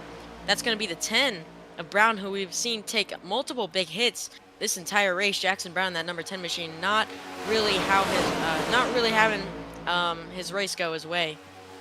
Yeah, that Jackson not having the night he expected here at Daytona, but and that's just Daytona for you. I mean, sometimes there's races where you just get caught up in every incident, and you just have the worst luck ever. And I mean, you got to feel for those drivers that have those bad luck, but and that's just the way these plate style tracks work. Is sometimes you're lucky and you can get through all the wrecks. Sometimes you just get caught up in every one of them, and unfortunately, that's kind of been the latter for that number 10 machine. Yeah, drivers are starting to discuss their pit road strategy as they're trying to figure out, what's a great lap to pit in, or will we make it to this lap if we pit this lap? It's definitely a lot. Like, some people don't expect how much goes into these drivers making their pit strategy. It is a lot of hard work for some of these drivers. Well, yeah, I mean, it's something you have to think about because it's just about like mind games almost really where you say like, oh, I'm going to pit now. But you also have to think about like if you don't have people that will consistently go with you, you have to think about like, well, now I have to go up based off of someone else and hope that they don't, impact my race here. And it's just such a stressful situation, right? If you have teammates like Xander, we know that 7 is going to work with the 66. He at least has one guy to work with. Some of these guys, they kind of have to react off to these other drivers just because they don't really have a teammate. They don't have someone that they can rely on that will pit with them. As we talked about that 66, he's going to try to make that outside work once again with his teammate of the 7. Yeah, trying to get that outside to work. Really, I mean, there's 4 cars on the outside, but really 3 together. Once again, Xander McKinney and Zachary Trevino. Like you said, teammates trying to work together. Different manufacturers, but they are teammates. Same team. Trying to get up to that front of the pack. It's definitely hard when that front pack is filled with a lot more cars, but they're trying to get it done. Just a tiny bit. Yeah, they're starting to make a little bit of headway there. I feel like they need to get down there and kind of side draft this. Xander's doing right now as I talk about. Gonna go down and side draft that 3 car of Gregory. And I mean, the more they do that, the more they can get linked up. I feel like the better they're off right now. Now it's back down to almost a 2-car pack as the 6 car kind of got disconnected from them. Yeah, as we see 4 on the top and 8 on the bottom. Xander McKinney trying to side draft as much as possible, but it's hard. Definitely at a super speedway like this compared to maybe a mile and a half or a track like that, an intermediate track. But still, yeah, it's definitely interesting. And like I was talking about earlier, Logan Brink leading this field. I'm honestly surprised.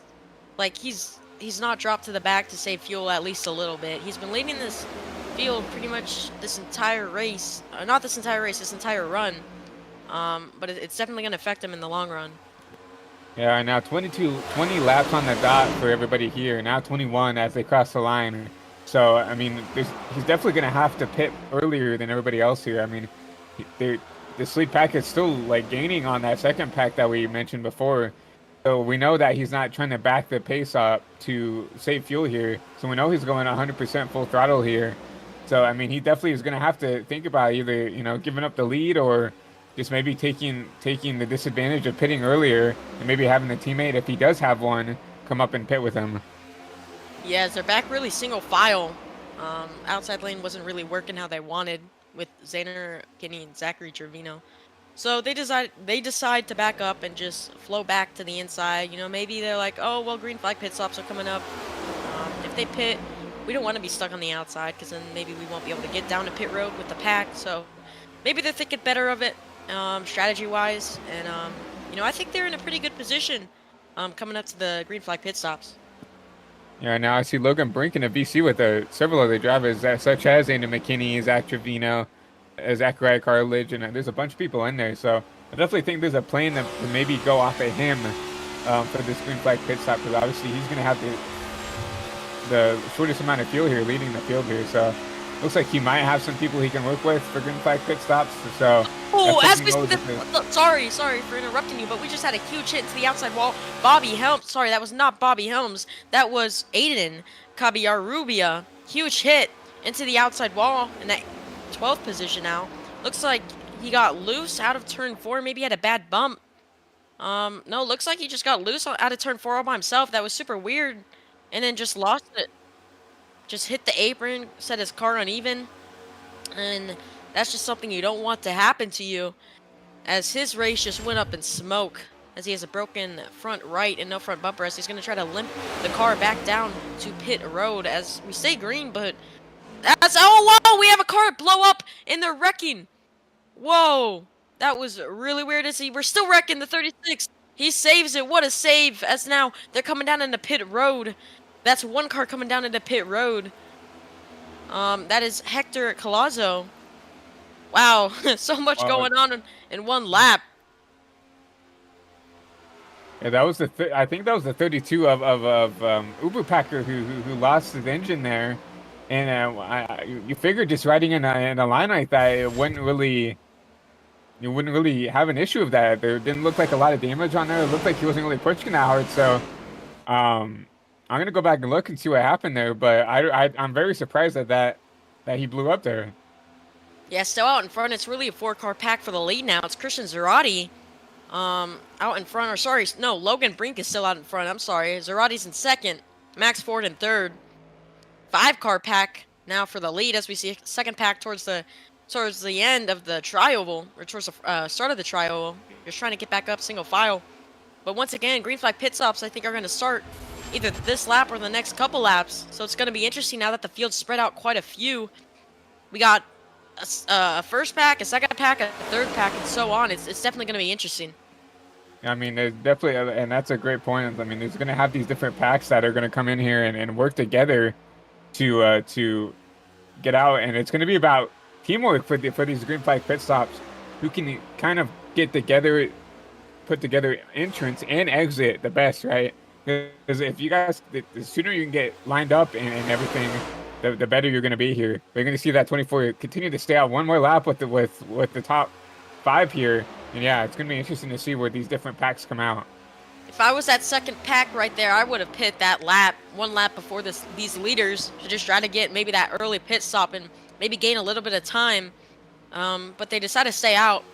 So we're going to see if the lead pack and the second pack possibly pits this time by. It's going to be interesting, as that second pack really is flying, gaining little by little. It's going to be interesting if they can get there maybe in a couple laps after the green flag pit stops, because under green flag pit stops, that's going to shuffle everything up. Yeah, if they can have a good pit stop, those 4, the 6, the 60, the 7, and the 66, I mean, they could easily take the lead here if they undercut here, as long as they can get together. So yeah, those last green flag pit stops, we saw multiple drivers get penalties as they went into pit road too hot, carrying way too much speed, couldn't get it slowed down in time. So that's what some of these drivers probably have to worry about, you know, careful on the speeds. You don't want to be going too fast, or otherwise it can, you know, kick you right in the butt. So you're going to see some drivers be a little bit careful. Yeah, exactly. I mean, it's always, the way I always think of it is like it's always good to undercut and not put yourself in a spot to ruin your race over a silly mistake like speeding in the pit. So, but once again, I mean, I'm not in the driver's seat for this race.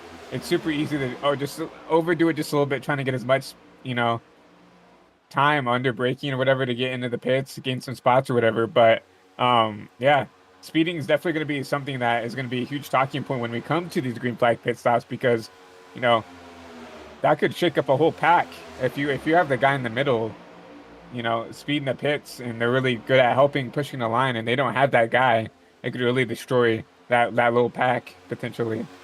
Yeah, most definitely. The second pack actually gained a 10th that last lap, just a little bit, little by little. You know, that can definitely, you know, get you back up there, even though it's not a lot of time.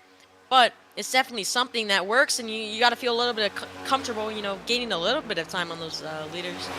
Yeah, last time the Brink 46.5 versus Bobby Helms is 46.43. So they are slowing Oh, as in we're little by entering pit little road, we got green as the flag pit leaders. stops. As we see, They're coming. Logan Brink leads the field into the pit road as Connor Murphy stays out. Looks like he's gonna get slowed down in time, so he's gonna be all alone. He's gonna be leading, but no help on this green flag pit stops. That's gonna mess him up just a little bit as Christian Zarate goes in. We see Max Ford. Mostly everyone in that first and second pack, besides that Connor Murphy machine. So that's gonna play this race out. You know, that's something Connor Murphy definitely didn't want, is missing pit road, because now he has the chance at maybe losing the pack and going to the rear. The big disadvantage is that he has to pit by himself now. There's not really any cars around him, and he doesn't have that draft to help get him back up to race pace. So I mean, you're probably going to see this 31 come down pit road here when he comes around here. But right now, you saw what the top 8, top 9 all come down pit road all at once. Yeah, Connor Murphy now entering pit road all by himself. He's definitely a little bit frustrated after having that incident missing pit road, but still, right now we have a couple packs throughout the field. Max Ford, I believe, is our race leader at the moment. I'm not exactly 100% sure on that, but I believe he's our leader with Logan Right Brink now, behind him and Christian yeah. Girardi. Right now, he did get out in front of this first pack here, and he's gonna push this 16 machine out here. That 16, I believe, not with this group here, but he's definitely gonna pick him up, and you know, it's just gonna also just help this pack get on further along. As we see Connor Murphy exiting pit road, but look who's passing him right now. That is the leaders. He's stuck on the apron, you know. Can't go up as he actually spins it on the pit road. What a save. But he got really loose, lost a lot of time. Ended up hitting the apron, got him sideways. What a save by him, but that even messed him up even more. So not something he wanted after that incident earlier on. Yeah, I mean, he was just pushing as hard as he could um, to get out there as fast as he could there, and you saw him make that mistake here. But you know, luckily no black flag. I mean, that was close to maybe being an unsafe pit exit, because you know iRacing can be kind of finicky about that. But it looks like clean and green here. Maybe he can catch the draft of that 6 machine. I'm not sure, but right now, not the exit he wanted. 15 laps to go, 17 cars on the lead lap, pretty much all spread out. Last car on the lead lap is that Hector Colazo, who's right in front of our leader, Logan Brink, leading this field. Doesn't want to lose that lap. Not the first time we've seen a lap car kind of battling for his lead lap position with the leaders. So he's trying to stay in front as much as possible. And I think right now the leaders are okay with it right now. They need to worry about maybe getting put together and pulling away from that second pack, led by the 7 of Trevino. So, right now, hearing on the comms that they're trying to maybe dump him because they're thinking that 16 might be slowing him up as that 7 car is starting to close in. As this race is just phenomenal at the moment. This is a great race. You know, we've seen pit strategy. We've seen pretty much everything this entire race.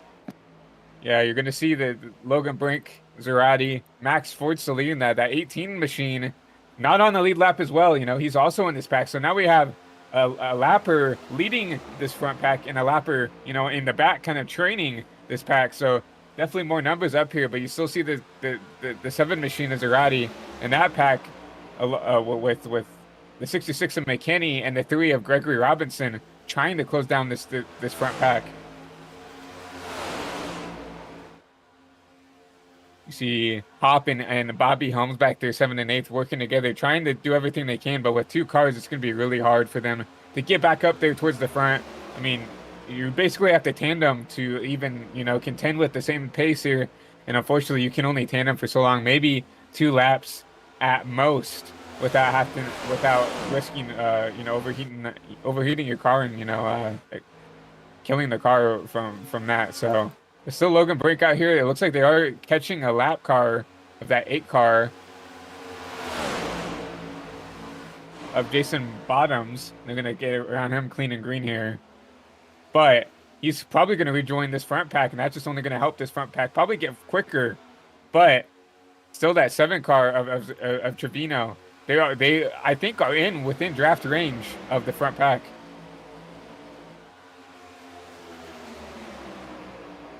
Looking at it now, only at 1.2 seconds behind now, and I think definitely they're going to have a run here.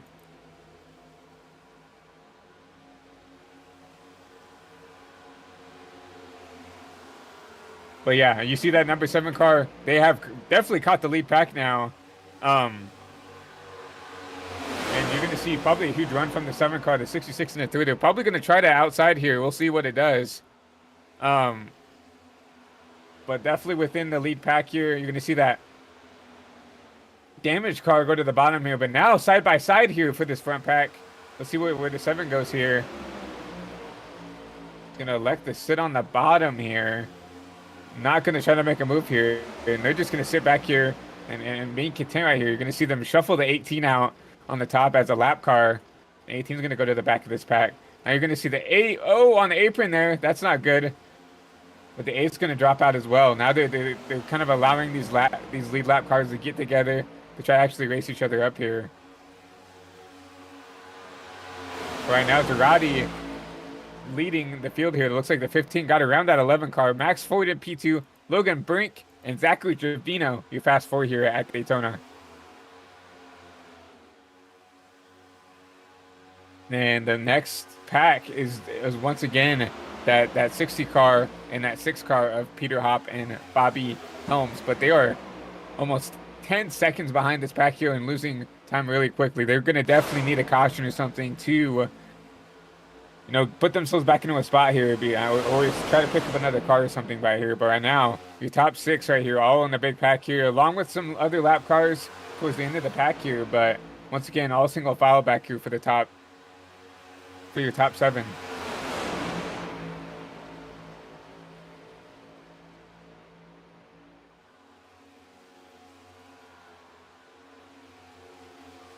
You see Logan Brink in that 3rd place spot right here.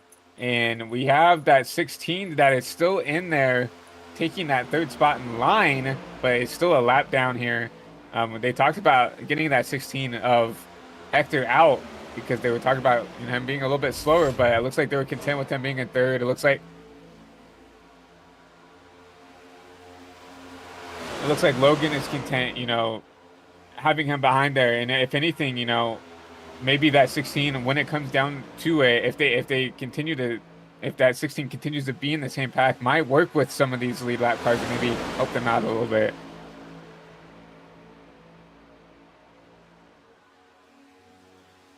By now, once again, Christian Zerati, your leader here, and once again, just training here.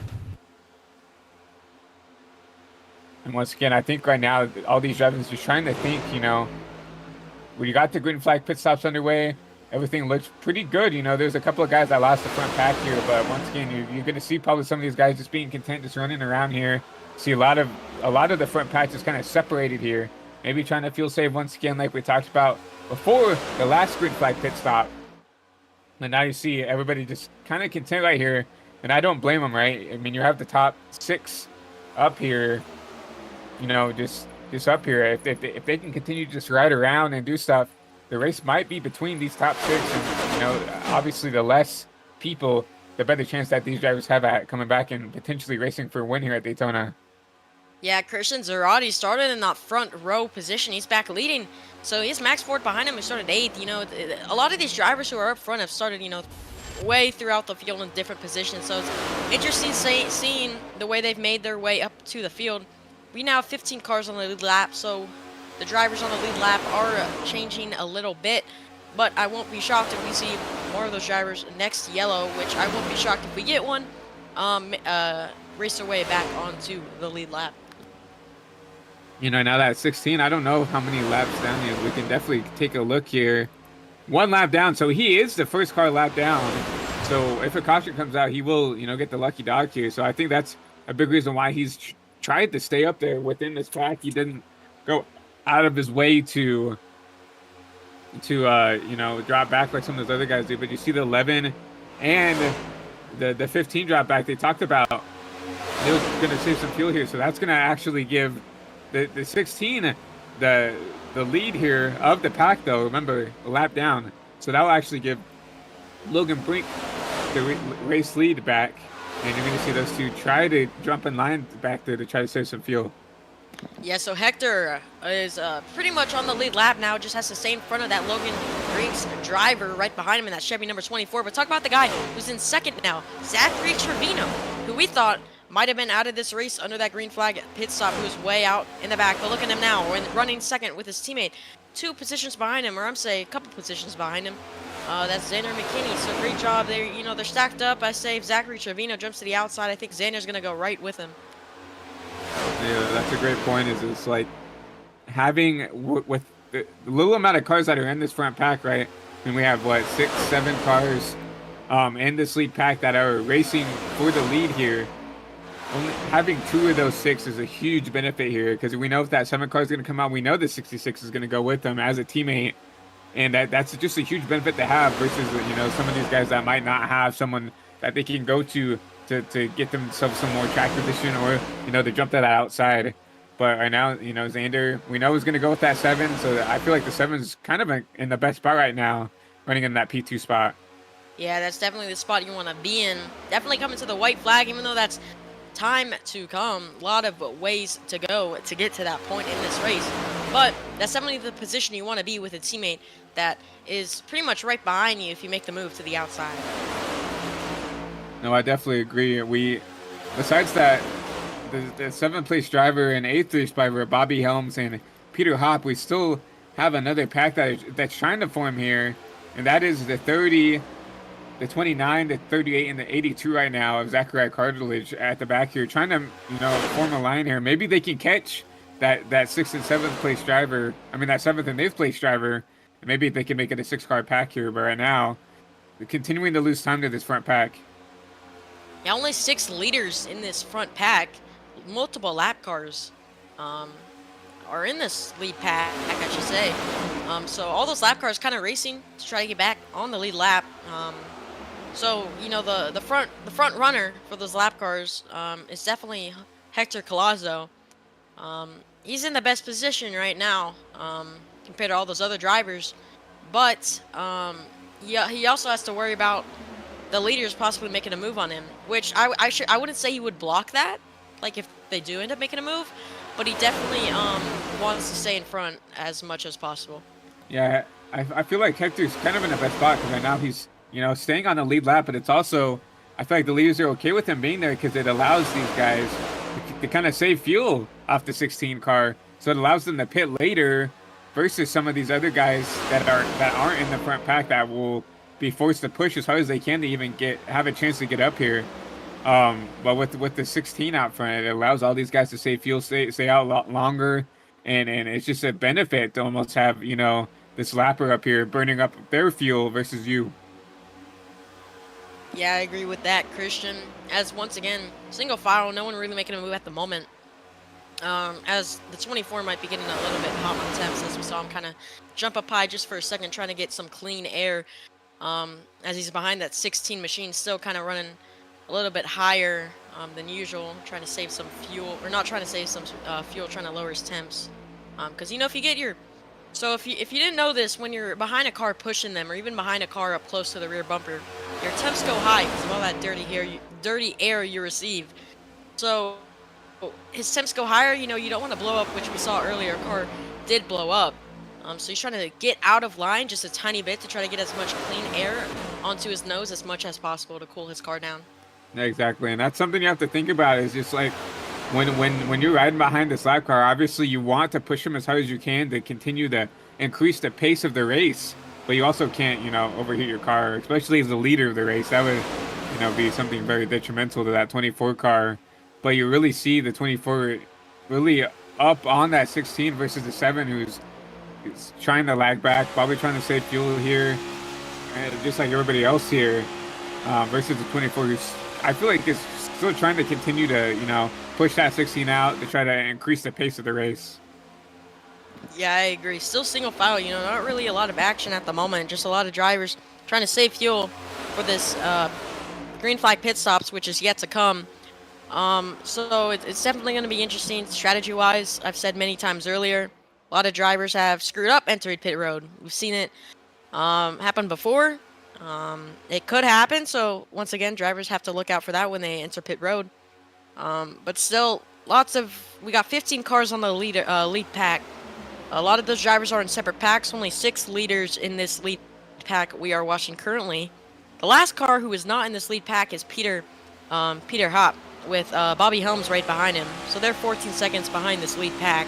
Now crossing the start-finish right there. They're only 2 cars, so they can't go as fast because they're all alone. They're now 15 seconds back, so it's very hard for those 2 drivers to stay like pace speed wise. No, yeah, they're just 2 drivers. We talked about it with when you're in a bigger pack, it's just more downforce. It's a lot more aero stuff versus a 2-car pack where you kind of have to push each other as hard as you can, and then if you're pushing to the car to its limit, you have to back off, let that pusher cool their engine off again, and it's just a losing battle without a 3rd car there to help push that pusher out there. But we are on lap 19 after these green flag pit stops, so we're only 5 to 10 laps away from another green flag pit stop. And something you have to think about is, the leaders are out in this front pack alone, but you might see some of these lap cars try to pit with them, and that I'm not saying that there's a reason why they're lap down, but maybe not the most experienced pitting, so that maybe a hazardous thing to be around these lappers when you're trying to pit, maybe getting ran over, maybe getting involved in something coming down pit road here. Yeah, as we're now coming to 32 laps to go. So this race is moving by pretty fast, 150 laps. We've seen multiple incidents, but a pretty long green flag run now. As drivers started to calm down after we've had some pretty big hits, even a car flipping. So it's been very interesting to watch, I should say. But yeah, just like Christian said, green flag pit stops soon to come. I want to thank everyone who's watching this HVTV broadcast right now. Once again, this is the Universal 500. So this is a very big race for this league. Yeah, definitely. I mean, any Daytona race, especially the season opener here, is always going to be big for any race. But also, I do want to give a huge shout out to David Koritz and FTN for stepping on board. Obviously, you see the FTN advertising at the bottom. We definitely couldn't have done it without David, stepping in with some technical difficulties. So, obviously, we are on the High Velocity TV channel, but anybody that isn't aware of FTN, they definitely do great work. So, be sure to go out and check out their stuff. Definitely couldn't have done it without their help tonight. Yeah, I appreciate them. As we see Xander McKinney, maybe he's hot on temps, so he kind of jumped up to the outside just a little bit as Brown's going to go another lap down.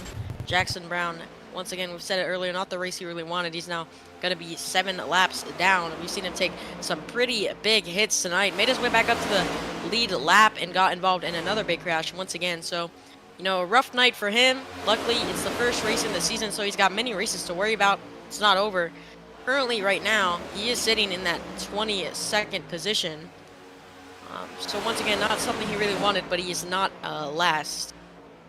Exactly. Being 22nd for being 7 laps down, honestly, isn't that bad. We had 31 drivers enter the race, so to be still in the top 25, that's honestly, not as bad as it could be. 7 laps down, obviously, is not where you want to be, but once again, it's Daytona, right? You expect to come in here and potentially, get your car tore up because it is Daytona. It is a super speedway race, and luckily, as you mentioned, Gavin, there was a long season ahead of them where they can take advantage of those other tracks that they might be good at, whether that's a 1.5 miles, whether that's the short tracks, whether that's the road courses, or whether that is the super speedways and can get lucky. So, definitely not the race that 10 wanted, but, I mean, you got to move on and keep your head down and continue to push forward for the rest of the season. As we saw the leaders drive by, a couple of drivers leaving pit road. That is Bobby Helms, who we saw lead a lot of laps early on, and Peter Hopp. They were just 2 cars alone. They didn't really have any help, so they fell back and decided, we got to pit for fuel. So maybe an early pit stop to try to get back up there, but they're still only 2 drivers together at the moment on the backstretch. Back to the lead pack. Leaders are going to pit very, very soon. So Logan Brink leading this pack with Hector Collazo, who is technically on the lead lap. But he's 46 seconds back. So he is not racing for that lead. Technically a lap car, if you want to call him that. But Logan Brink is our leader. Zachary Trevino, second. Christian Zarate, third. And that rounds off our top 3. Xander McKinney, fourth. And Gregory Robinson, that's our top 5. And so we definitely know we're probably in fuel range to make it to the end there. I don't really see those two drivers of Bobby Holmes and Peter Hott pitting if they couldn't make it. So I think definitely we're in the wheelhouse of being able to go. So about 32, I would say 31, 32 laps is the max they can go. But so we're definitely in the fuel window, and we're definitely gonna. I mean, I'm already hearing discussions about pitting. So green flag pit stops underway very, very soon here. Yeah, still single file in that lead pack. Once again, only 6 cars on the lead lap in that lead pack. All the other cars are lap cars racing for that lead lap. So it's interesting seeing both the race for the lead and both the race for the lead lap. So it's very interesting watching how some of these drivers are reacting to this single file racing right now. Yeah, exactly. And really, I think a lot of these drivers need a caution. And if I was the 16, I would honestly pit with these leaders, and hopefully you can get out back in front like you are now and continue to put yourself technically on the lead lap here, and hope for a caution. That's really all that 16 can hope for. That's a lot. All these drivers that are a lap down back here, like Jason Buttons and Aiden and the 88 of Milani back there. That's all they can hope for is a caution here. So I feel like it's probably the smartest to pit with the lead group here and hope for the best. Yeah, I like what you just said there. It's definitely going to be interesting. I would pit with the leaders, not stay out, because again, you want to hope for a yellow. It's a lot to ask for. We're coming to 25 laps to go, but if there's not a yellow and you stay out, you're going to go lose some more time. So I would say, like you just said, pit with the leaders. That would be my move as those lap cars. But it is going to be something, as we do see one lap car actually pit right as I said that. That is one of our lone Toyotas of Aiden Cabarrubia. He's going to pit all alone by himself in that 15th position. So I think right now we're going to start seeing some drivers in the lead pack start to pit. Yeah, I mean it's crunch time now. Now it's about like who can you pit with, who can you trust to, not mess up your pit stop and stuff like that. But you saw some of the guys behind pit. We saw that lap car of the 18 pit. I mean, we're within laps now, even corners maybe, of these leaders come down and taking their final pit stop for the race. Yeah, it's going to be interesting. We might see them come in at this time out of turn 4. We might see them stay out, as it's going to be a whole change up. It's definitely interesting. Like I said, multiple packs out in this field. We have the lead pack, and then another pack for position is 7th to 9th. Is 25 seconds back from that lead pack. So they're just entering turn 3 and 4 right now. So yeah, once again, they're pretty far back. There's 4 cars in that pack. They're trying to get it done, but it's hard. They can't really gain at all, as we see. Actually, that pack right now is pitting Zachariah Cartledge in that 82 machine. We see Kyle Crane pitting in that 13 machine, Brogan Whitworth, and Tyler Merritt. So those 4 drivers are going to pit before the leaders, hopefully trying to gain some time. But here comes the leaders out of turn 4. As we see, yeah, now they're entering pit road. Some decide to stay out, some decide to pit. As some of those lap cars decide to stay out, which is something, I talked about and something you talked about. I would have pit, but some of them decided to stay out.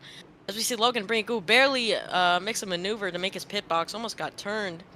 But most of those leaders now in pit road.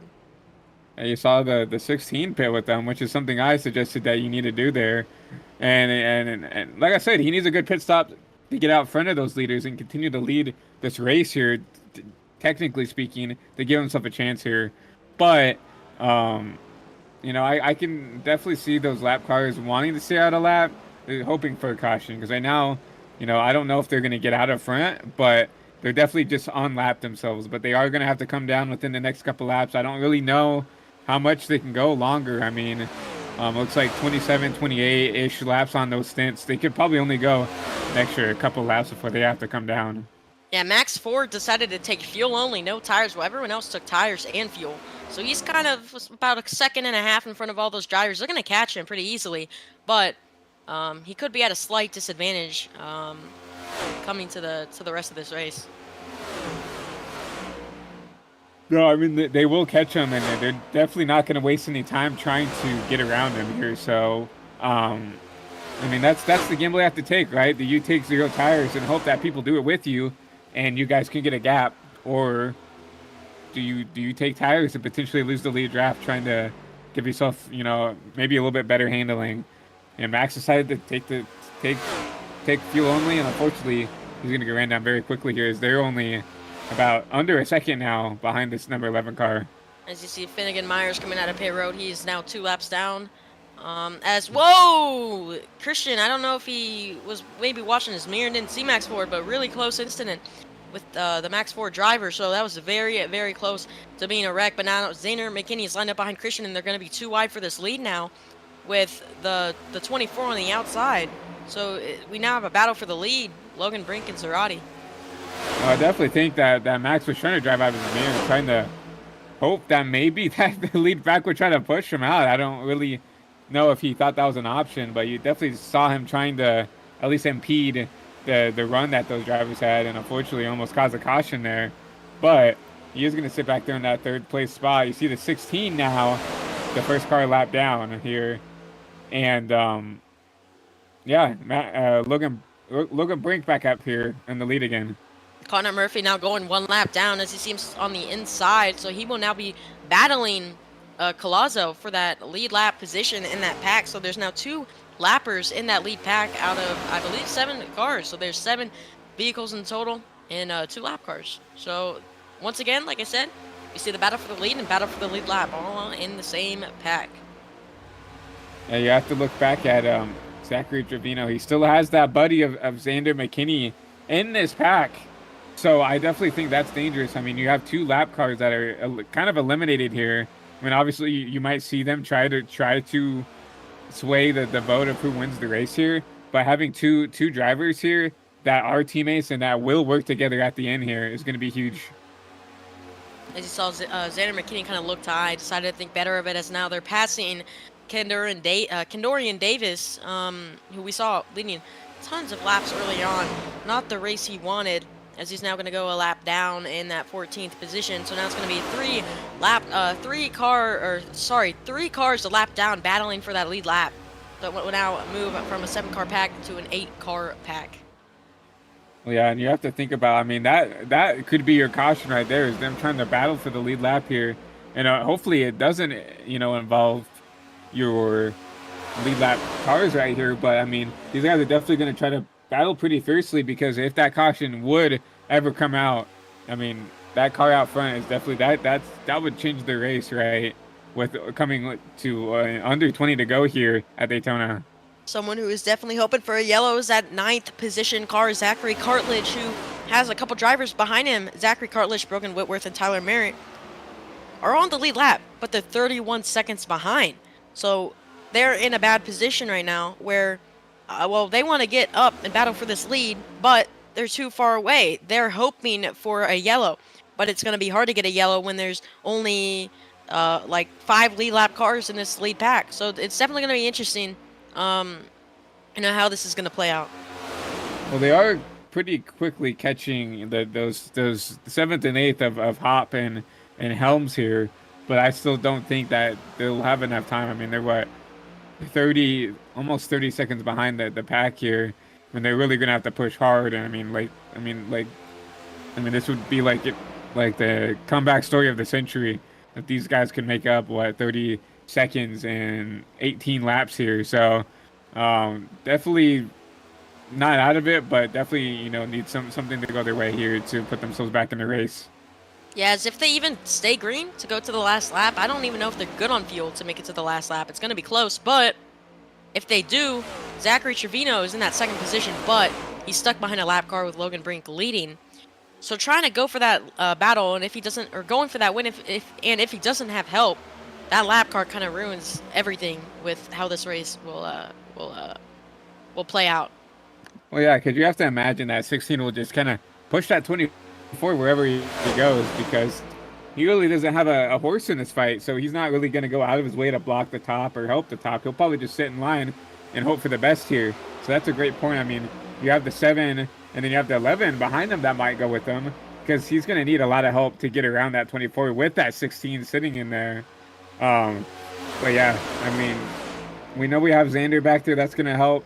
I guarantee you going to the white, I mean, all cards are off. So You probably see even the 11 try to work with that 7 car to try to get himself in a position to race for the win here. But that 16 definitely does not help the situation when it comes to these guys trying to get up to that 24. Yes, now it's gonna be an 8-car pack. Like I said, 3 lap cars in this 8-car pack. They're flying though, with Zachary Cartledge and his pack now falling back to 32 seconds. So it's definitely gonna be interesting.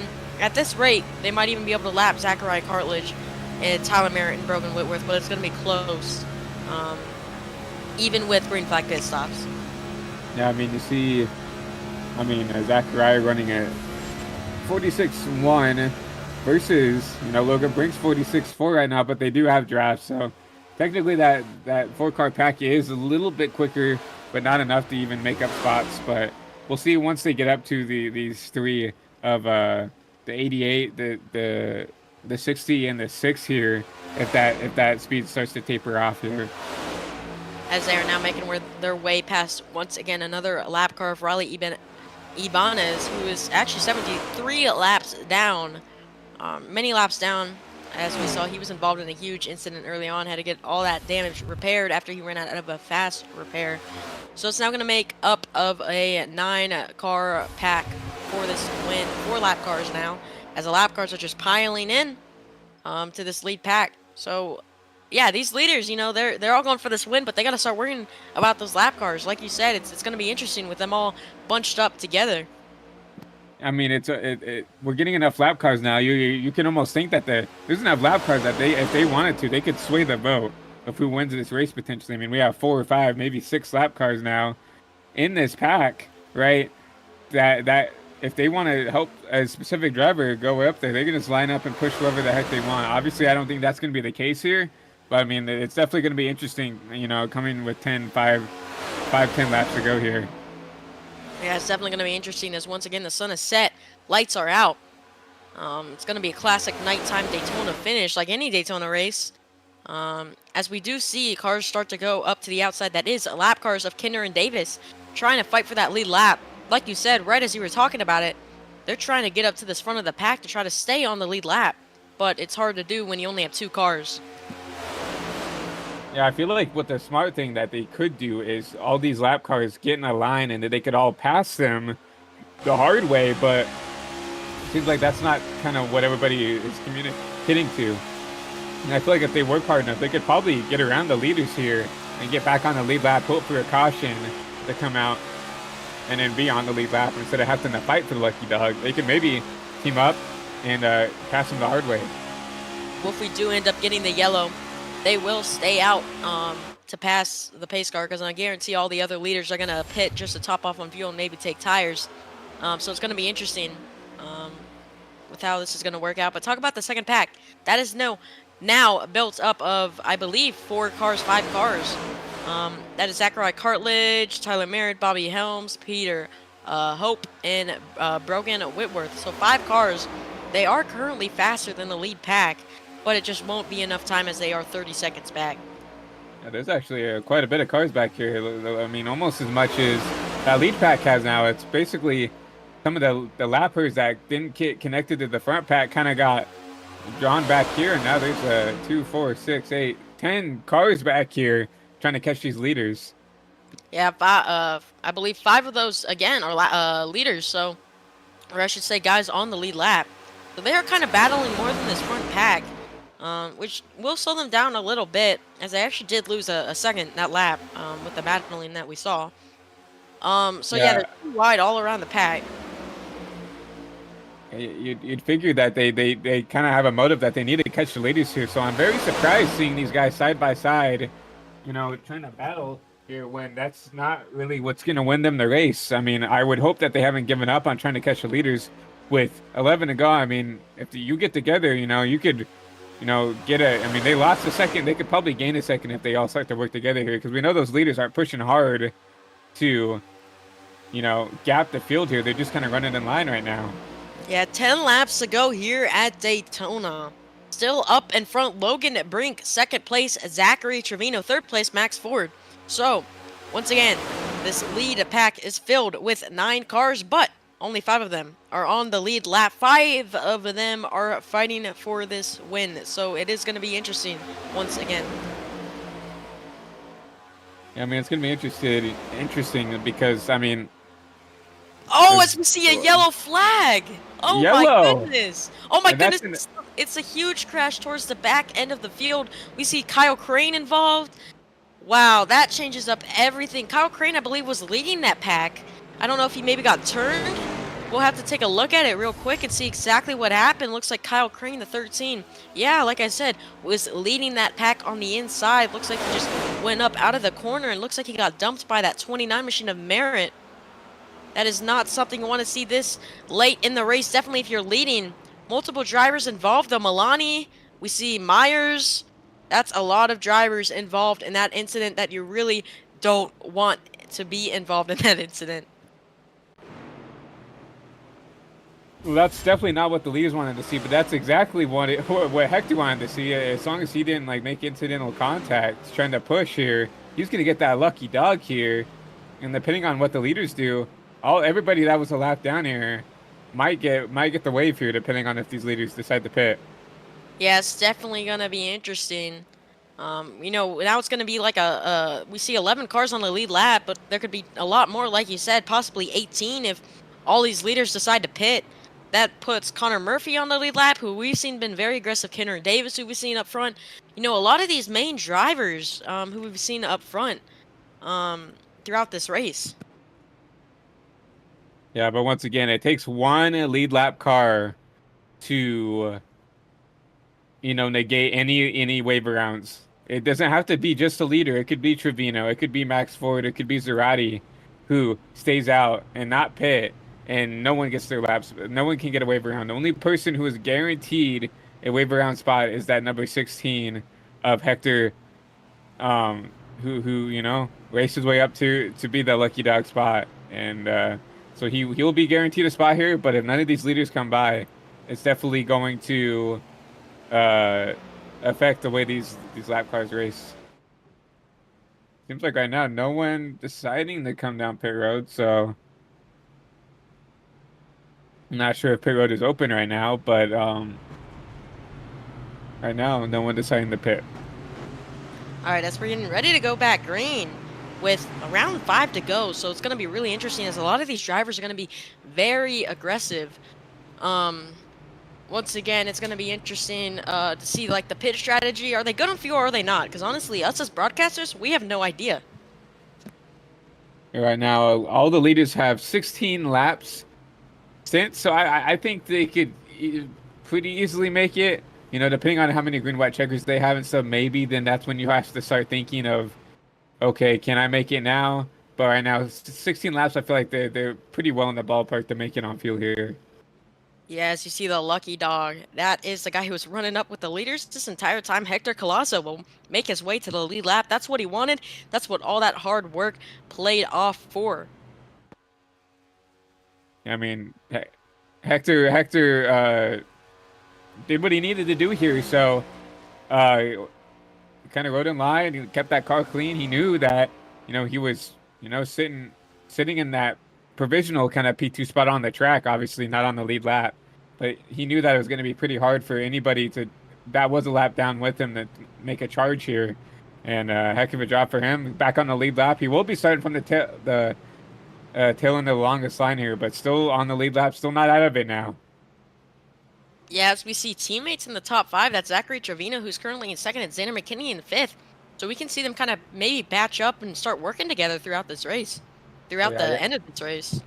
Yeah, you have to think about it. I mean, 3rd and 5th. I'm not sure if he's in 2nd or if he's in 3rd. I mean, live timing's not being very good, but if he is indeed in 3rd place here, that and Xander's in 5th, they're going to be lined up on the bottom here on the restart, and that's going to be very dangerous coming with only a couple laps to go here. If they can get linked up, we know that, teammates tend to work pretty well together, There's not a lot of cases where teammates, don't know how to push each other. There's some random cases like with the Alex Bowman, William Byron situation at Daytona a year ago, but most of the time, these teammates do work together pretty well. It looks like Trevino is on in second, so he will be starting on the outside here, but still having Xander up there within arm's reach is definitely going to be something that someone's going to look at.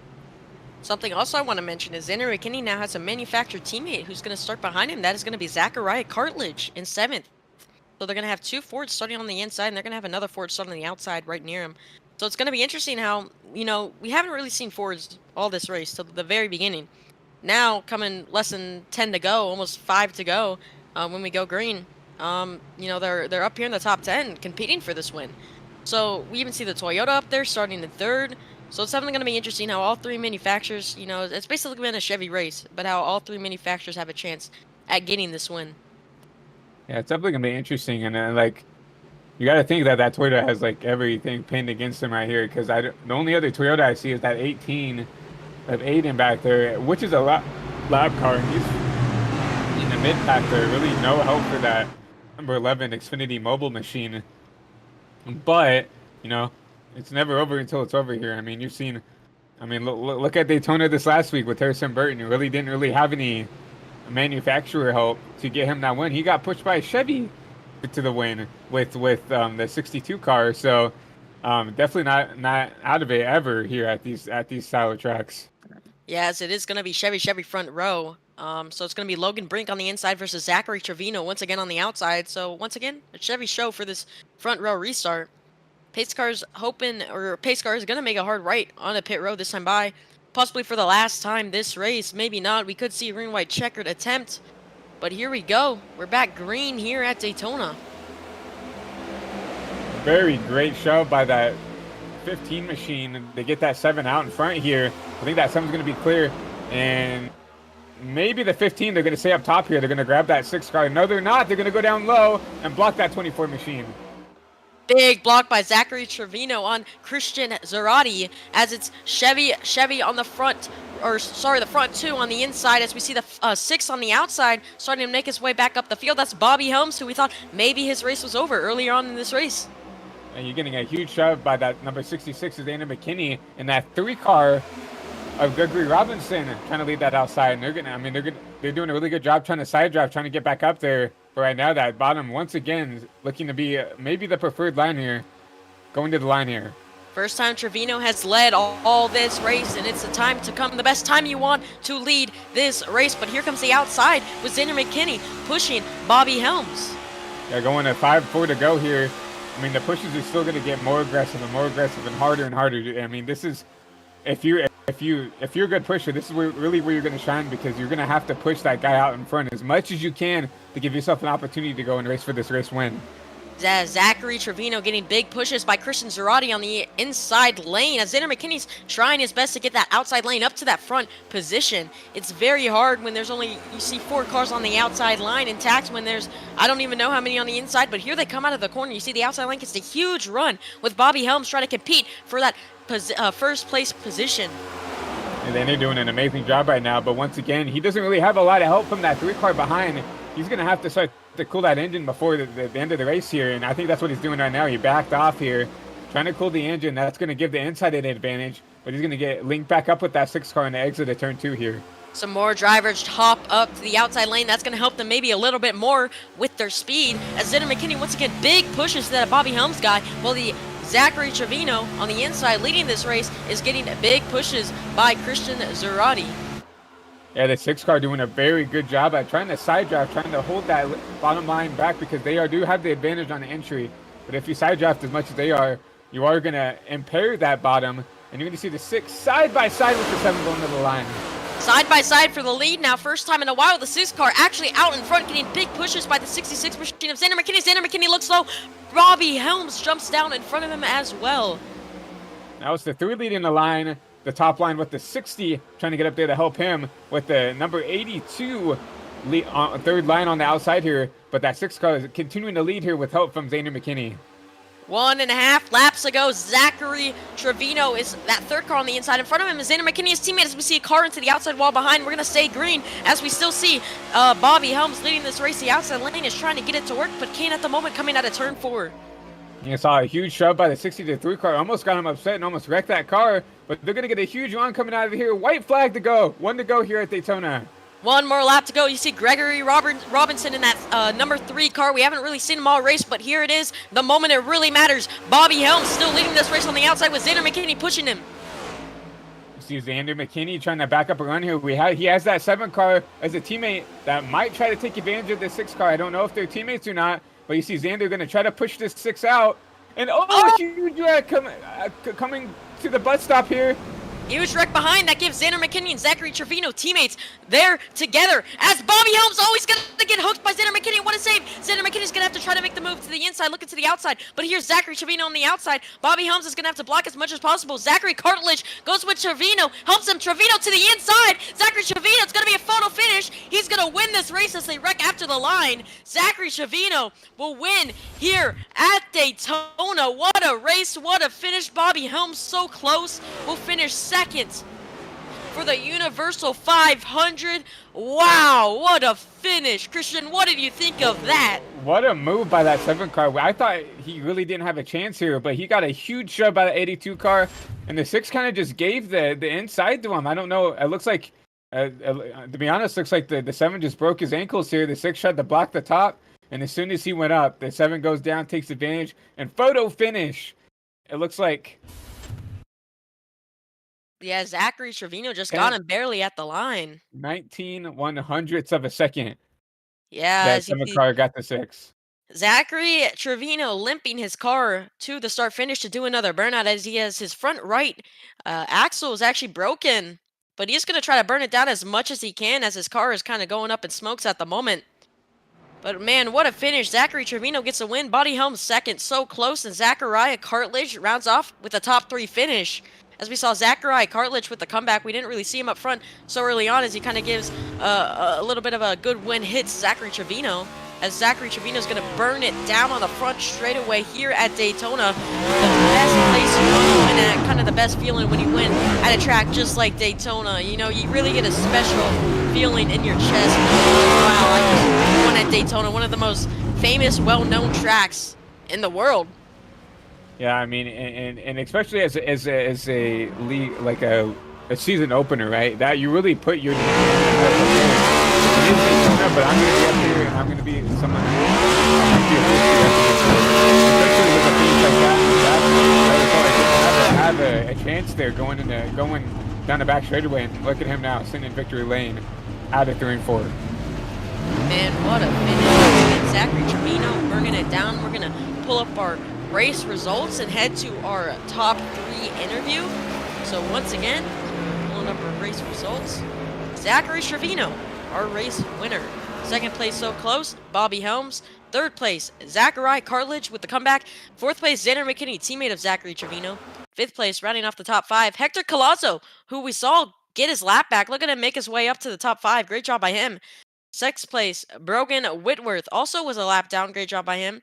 Peter Hope, P7, Tyler Merritt, P8, Logan Frink, P9. Rounding out the top 10 is Christian Zarate. Position at number 11 is Gregory Robinson, first car lap down now. Max Ford in that 12th position. Behind him in 13th is Kyle Crane. In 14th is Rodney Uber Packer. In 15th is Jason Bottoms. In 16th is Connor Murphy. And 17th is Kendron Davis. Yeah, sitting in your 18th spot is Aiden Karubu.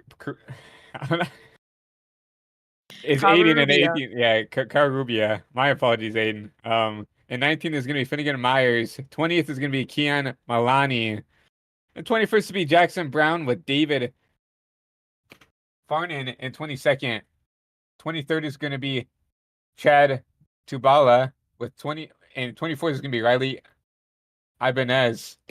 Running out in your 25th spot in the 14 car is Rex Rowe with Alex Harper going to be 26. 27th is going to be Brendan Larson with Tegan Fox in P28. And that number 61 car, Maxwell Thunderberg, is going to be in P29. And rounding out your top 3 is going to be Jacob Wilkerson in that number 43 machine. And Yair Rodriguez and Chase George going to round out your field here at Daytona. As we are going to get ready to bring you your top three interview. Your top three. We're gonna interview your top three. Sorry about that. As we're gonna start off with Zachariah Cartledge, who finished in that third position.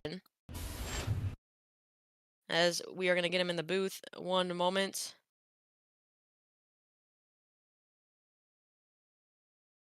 As trying to get him in the booth. Technical difficulties for a second.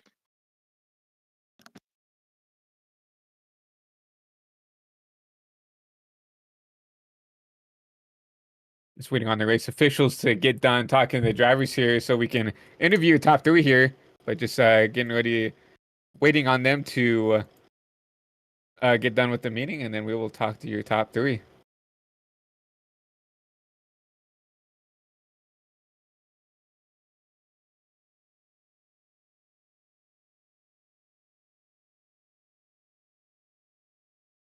Give us one moment. Race control is just having one more talk with them before we bring them in for an interview.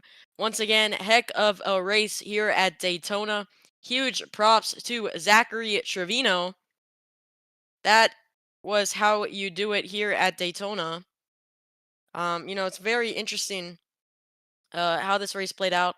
It's once again, like I said, very very nice to get a win here at one of the most known racetracks in the world. So I mean, it's very very very cool to see these drivers succeed in that way. there's a reason why this is called the World Center Racing. You know, the Rolex 24 comes here as we have your third place driver, Zachariah Cartledge. You What's got a up? copy? Yeah. Man, you got third. What a comeback! We saw you. You looked like you weren't going to be a top contender there when we had that long green flag run. We saw you up kind of early on, then kind of fell back a little bit. But man, great job at making your way back up to a top three. Tell us how you did it. Yeah. So first of all, I want to shout out my grandma watching. I know she's watching. But yeah, man. I mean, so the whole strategy. By the way, I did not use a single fast repair all night. I have no dents on my car, so the whole goal tonight was to save that fast repair, and I saved it all the way to the end. Really, I messed up on a pit stop, I think, and we fell back, and I was like in the second pack for like 50 laps, and then obviously I had a wreck happen right behind me, so I had like the perfect moment to finally get back up in the draft. So on the restart, I stayed back. I will say though, that red Coca-Cola car number 7, Zachary Trevino, he's been a great friend of mine, and I don't know how I avoided that final lap wreck, but I avoided it, and I had a huge run coming. But I didn't think I was thinking about it coming off turn 4, going 3 wide, trying to pass all of them, but I don't think I was going to have enough momentum, so I tried pushing Zachary to the win, and then hopefully maybe they wrecked or something across the line. Obviously, that didn't happen. Actually, I almost wrecked. If you look at the replay of the final lap, I was drifting across the start-finish line. I still saved it, which is crazy. But I'm glad Zachary won. He's my teammate. He's my manufacturer teammate, Alliance teammate. But I'm glad he got the win. Glad I got third. It's a great start to the season. I'm racing full-time this season. I want to shout out Monaco Zero, Bandit Graphics. They make all my schemes, and I'm glad about the result tonight. Well, that is awesome, Zachary. Once again, congrats on the P3. I know you shouted out those two people. Anyone else you want to shout out before we let you go? Want to shout out Chase George for all of his hard work. Want to shout out both of you guys in the booth and David streaming. I know it took a lot tonight. I know I had to do a lot of stuff to help you guys get here, but hopefully y'all enjoyed that, and hope you all have a great night. Stay blessed, and we'll get that win in one of these weeks for sure. Well, thank you once again. Great job, Zachariah. I wish you the best of luck the rest of the season, man. Yeah, have a good night. I'll see you at the championship. Thank you. Sounds good. As we're going to bring in our second place driver, Bobby Helms. Christian, how about you ask him the first couple questions? We're waiting on Bobby to get dragged down here into the broadcasting booth here. See if we can dial up Bobby here. We're trying to get him in. There he is. Hey, Bobby, it's Christian and Gavin up in the HVTV booth. You got a copy? Yep. Well, I mean, you were kind of, in a weird spot. You kind of lost the lead pack there. We're working with the 60 car before those during those green flag runs, and then that caution came out, and kind of worked your way up through the field here. You got yourself up the lead, and we're blocking there, but unfortunately, just came up 100th short here. Just walk us through that last restart and kind of your whole race here.